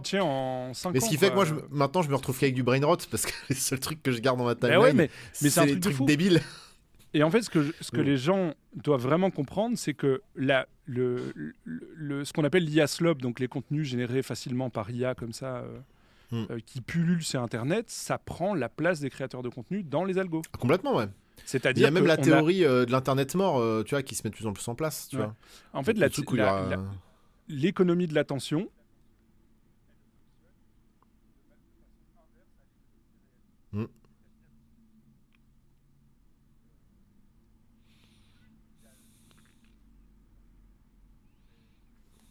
alors que dans l'économie réelle, plus il y a quelque chose, moins ça coûte cher. Donc, plus ça coûte cher d'avoir l'attention, quoi. C'est ça que je voulais dire. Et moi, ça me fait un peu peur. Après, toi, tu n'utilises pas du tout l'IA. Genre jamais. Ça peut m'arriver pour, par exemple, pour trouver des synonymes. Mais en fait, tu as déjà le dictionnaire des synonymes de Caen qui marche très bien. Ça peut m'arriver parfois pour du détourage chiant. Tu vois, et encore, si, pour du détourage chiant. Ouais, moi, ça, en fait, moi, pour des outils. En fait, pour des outils qui existent déjà, tu vois, des trucs, en fait, c'est juste que c'est plus rapide. Mais des trucs à faible valeur, quoi. Mais en fait, le problème, c'est que c'est fait. Moi, ça m'arrive d'utiliser. En fait, tu vois, par exemple, j'utilise. Enfin, alors c'est ridicule, mais moi, mon vrai problème dans la vie, c'était l'organisation familiale, parce que je suis tellement pris. Et donc, en fait, j'ai fait vraiment un chat GPT où j'ai tout expliqué sur ma famille, et tous les dimanches, je lui demande de faire mon planning familial. Et donc, les repas, les recettes, les machins, c'est con, mais ça me sauve un temps fou, quoi. Tu as déjà ton ersatz sur un serveur en Californie. Ils vont créer des clones de toi. Ils vont créer des clones de toi. Ils vont dire remets ton chapeau. Il est où ton chapeau en aluminium ? Je suis 100% d'accord philosophiquement avec tout sur l'IA. Mais le problème, c'est qu'aujourd'hui, dans la cadence et dans l'économie en fait de l'attention dans laquelle on vit, on te pousse à utiliser. Ils rendent le produit obligatoire. Voilà, c'est ça. En fait. Comme ils ont fait, comme ils ont fait avec les smartphones, comme ils ont fait avec les réseaux sociaux. Mais et de toute façon, il y a tellement d'argent investi là-dedans qu'ils vont te rendre le produit obligatoire pour tout le monde. Ouais. Comme aujourd'hui, si tu veux avoir un compte en banque, il faut avoir l'appli sur le téléphone. Si ton téléphone il a plus de 5 ans, tu peux pas avoir l'appli. Tu vois, enfin bref, on est dans ce shit. Mais à la limite, tu vois, les gens qui utilisent l'IA de cette manière, qu'est-ce que tu veux dire ? C'est juste l'évolution du truc. On n'a pas l'argent pour se payer un assistant réel, donc. Voilà, c'est ça. Moi, ce qui me dégoûte là-dedans, et je le précise, c'est l'IA génératif, tu vois. C'est les gens qui vont dire, moi je suis un artiste, je suis musicien, ils vont aller sur Suno faire un prompt, et ils vont te sortir un morceau, et le morceau, il y a moyen qu'il perce aujourd'hui, tu vois. Mais au final, un LLM, c'est une IA générative de texte. Enfin, tu vois, moi, par exemple, à l'époque, tu vois, la première année où je fais ça a fait perdre du boulot à des gens. Moi, la première année où je faisais Sol Ring, j'avais à la fois Sol Ring, je donnais cours, et j'avais beaucoup de taf de traduction, du néerlandais au français, tu vois. Et en un an, j'ai tout perdu.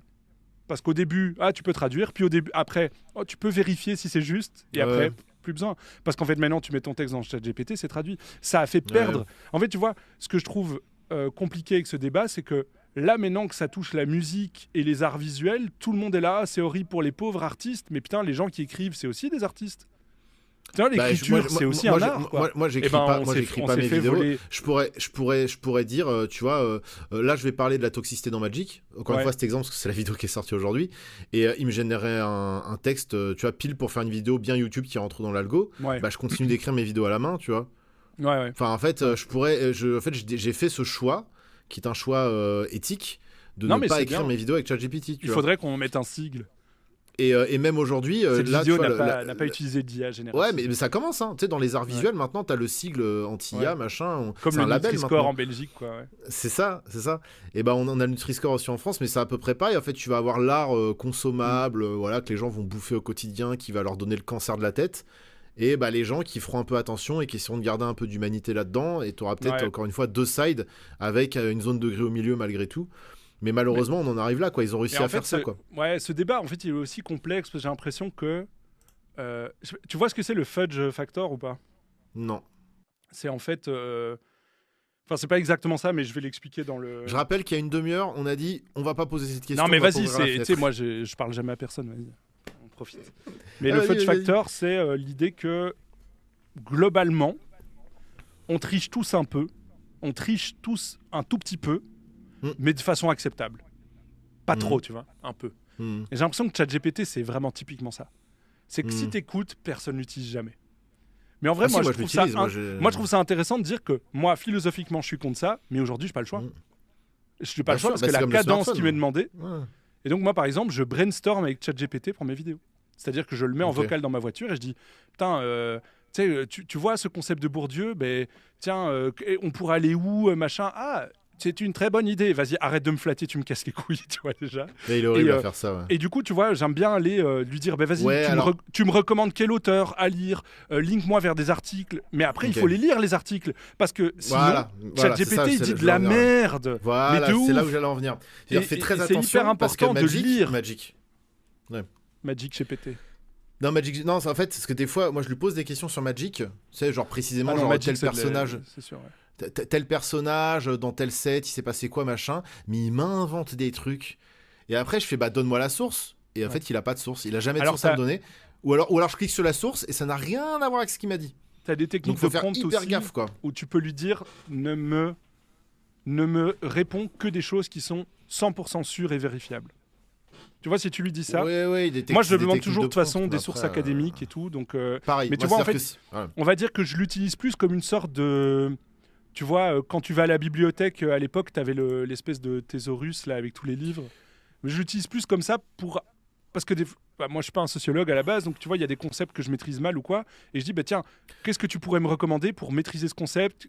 Quel auteur a écrit amélioré ? C'est un Google amélioré. C'est Google amélioré. Mais non, toi, tu fais une recherche à la minute, lui, il en fait 500. Voilà. Et le danger, c'est par contre de prendre ce que lui te dit comme argent comptant sans avoir un retour critique dessus, quoi. C'est marrant comme je dis lui comme si c'était une personne, quoi.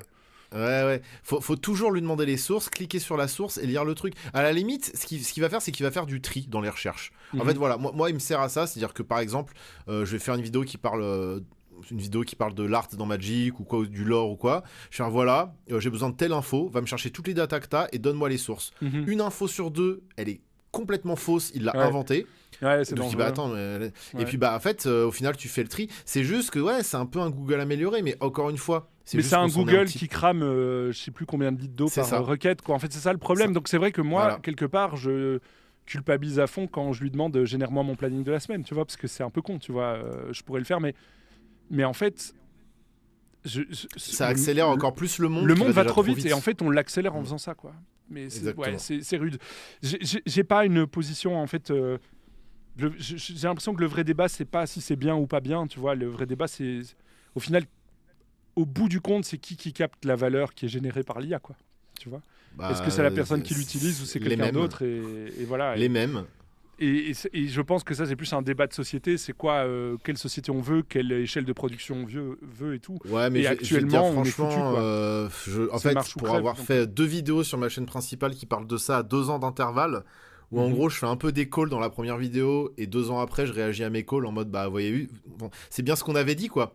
Et à l'époque les gens étaient en mode limite t'es un grabataire, qu'est-ce que tu racontes, c'est la technologie, toi-même t'es sur YouTube, tu profites de la technologie, avec les gens comme toi on en sera encore à l'âge de pierre. Donc dès le début, moi surtout pour la side artistique, tu vois, dans la musique et dans les pochettes d'albums et tout, où tu dis voilà, là faut mettre un cadre, le cadre ça pourrait être ça, est-ce qu'on en discute ?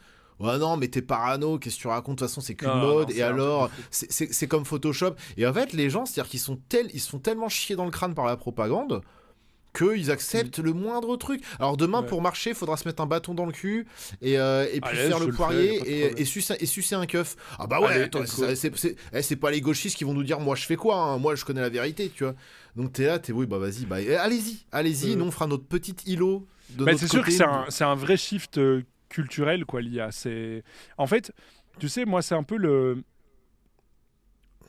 truc, dis-toi que je pense que c'est un shift culturel aussi important que l'impression. Ouais, c'est un peu je pense Internet, tu vois.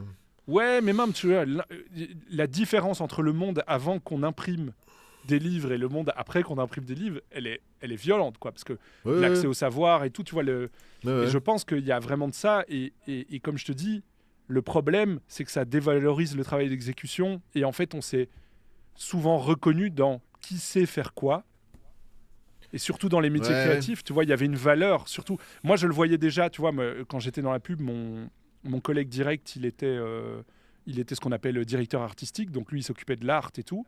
Et moi, j'étais copie, donc j'écrivais. Quand tu étais directeur artistique, les gens te cassaient moins les couilles. Parce que tu vois, ils savaient pas dessiner ou quoi. Alors qu'écrire, tout le monde sait faire. Alors les gens étaient là, j'aurais dit ce mot-là. Ben vas-y, écris-le alors. Bien sûr, tu me demandes d'écrire un truc, je te le fais. Si t'es pas content, écris-le. Et ça, j'avais beaucoup, tu vois. Et je trouve que ce que l'IA apporte, c'est que ça dévalorise aussi les graphistes et les illustrateurs et les musiciens, alors qu'avant, c'était pas le cas. Avant, la dévalorisation ne touchait que les gens qui écrivaient. Et je te le dis honnêtement. C'est vrai. Oui, c'est vrai que l'art, alors, venant de ce métier-là, très peu considéré, je pourrais en jouir un peu de cette situation en me disant vous voyez ce que ça fait. Mais c'est pas vrai, ça m'attriste en fait, profondément. Parce que c'est des années de et puis, craft surtout qui sont réduits à néant, quoi. Que dans la plupart des disciplines, déjà c'est des disciplines pour la plupart du temps assez récentes, justement, qu'on popait avec Internet, tu vois, genre graphisme, mais en tout cas qui sont développés beaucoup avec Internet.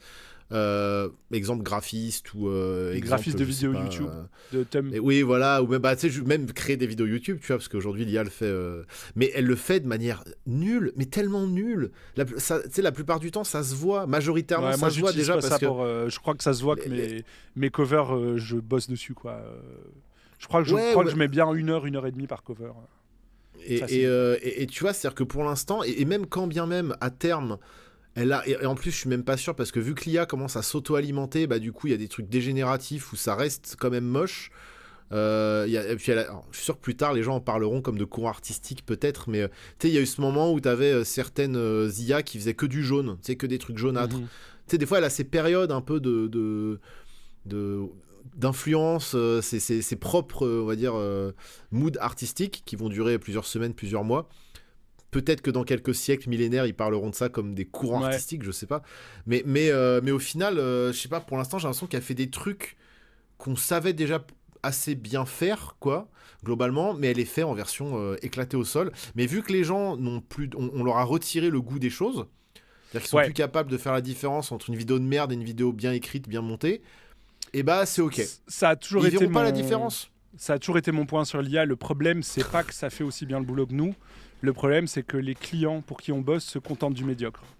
Bah oui, c'est ça, ils ont pas de goût en fait. Je parle des clients, moi, je parle au niveau par exemple de la pub ou des milieux créatifs rémunérés. Tu vois, le truc, en fait, les jobs alimentaires des artistes, en fait. Globalement, on va le dire comme c'est, mais quand quelqu'un va bosser dans la pub alors que c'est un artiste, c'est pour bouffer. Hein.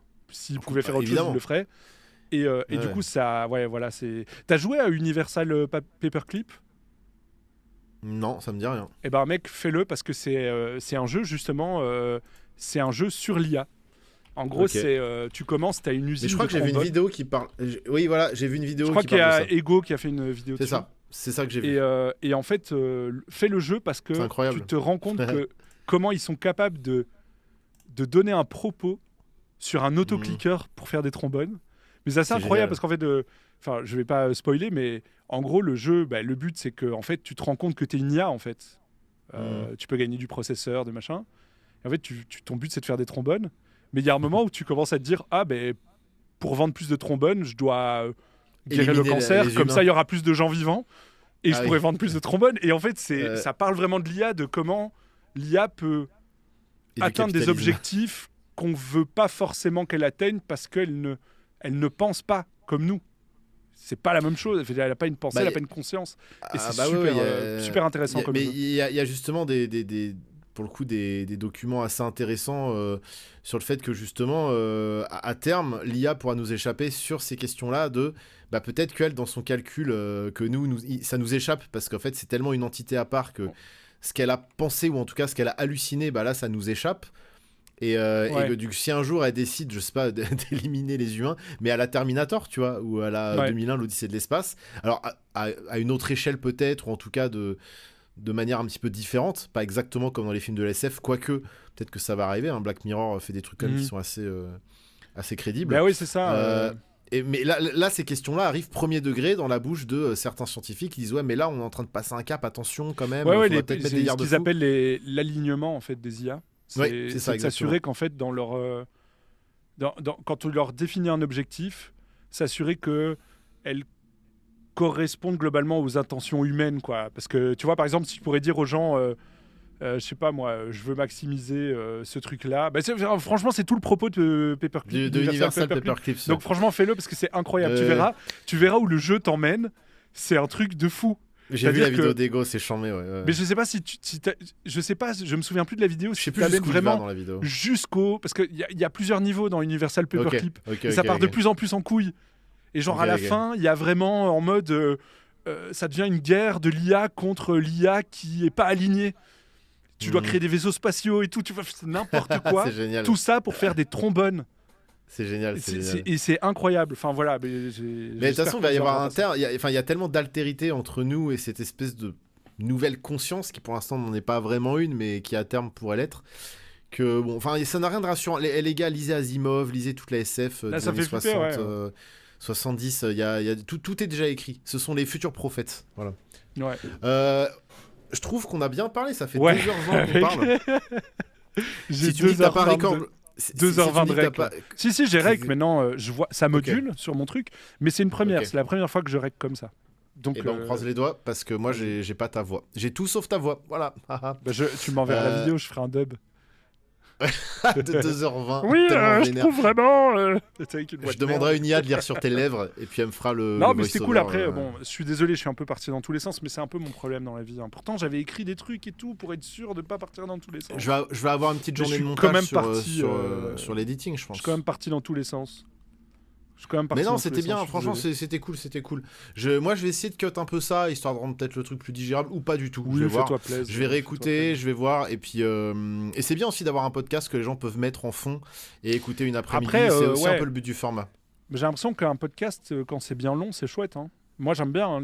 Tu vois, les podcasts d'une heure, 1h30, c'est ceux que je préfère, quoi. Quand je vois un podcast dure 20 minutes, je dis putain, la flemme, 20 minutes, j'aurais même pas fini de ranger, quoi. Je vais devoir en trouver un autre. C'est exactement ça. Je voulais tu faire veux qu'on clôture, un peu fun. Qu'on ait une chouette fin. Clôture. Comment tu veux clôturer ça? Moi, j'ai rien prévu pour la fin. On fait quoi? On chante une petite chanson? Non, moi j'ai envie de dire aux gens de faire attention à un truc qui est important sur Internet et dans la profusion de contenu qu'on a aujourd'hui. C'est qu'avant, il y avait ce vieil adage de saint Thomas qui disait je ne crois que ce que je vois. Et j'ai quand même un peu l'impression que sur Internet, on est passé dans le je ne vois que ce que je crois. Tu vois, et que c'est un peu l'inverse et que ça fait un peu chier la bite, comme dirait Thomas VDB. Donc soyez vigilants en fait. Saint Thomas, comme disait Saint Thomas. Saint Thomas VDB, c'est le mec que je préfère. Tu vois, chat VDB. Je parlais du vrai saint, Saint Thomas. Il disait chier par la bite, je crois. Non, c'est. C'était Saint Jean. C'était Saint Jean qui disait ça, je crois, non? Ouais, Saint Matthieu. Saint Maclouf. Je connais pas. Il y a pas ça en Belgique. Mais donc ouais, je pense que c'est important de garder un regard critique sur ce qu'on consomme. Et je pense que c'est important aussi de comprendre que c'est pas forcément une faiblesse de ne pas avoir toutes les réponses, quoi. Et que c'est des fois même une force d'accepter de se poser des questions. Malheureusement, je crois que tu ne prêcheras que des convaincus. Mais créons nos îlots. Force à vous. Créons nos îlots. Trouvons nos pères, trouvons nos alter ego et recréons un monde. Mais c'est chiant que ce soit devenu un archipel, la commu Magic en ligne. Ça me fait chier. Avant, c'était un beau camp, un magnifique continent. Ceci est un appel à la paix et à l'unification. Voilà. Aimez-vous. Je serai cet unificateur en invitant tout le monde dans ce podcast. Voilà. On s'aime. Merci d'ailleurs à ceux qui sont encore là, qui nous écoutent. Je sais pas s'il y aura 2h20 parce que ceux qui ont tenu le coup. Je suis content, je voulais faire un format long. Donc bah écoutez, si ça marche pas du tout, si ça fait 80 vues, je ne pense pas que ce sera le cas, mais c'est dommage. Et puis bah si ça marchote, on refera avec Onery et avec d'autres invités évidemment. Donc merci Bandit encore une fois. Avec plaisir bravo mec. Pour ton contenu, quand merci tu veux. pour ces bravo deux, à toi, pour c'est ces super 2 cool heures ce et que demie. tu fais avec les arts. Merci beaucoup. Je kiffe bien tes petites vidéos. Et on va continuer de toute façon malgré l'algo qui nous chie dans les bottes. Et je vous fais des gros bisous. Bisous tout le monde. À la prochaine. N'oubliez pas de contrer des sorts. Bye bye.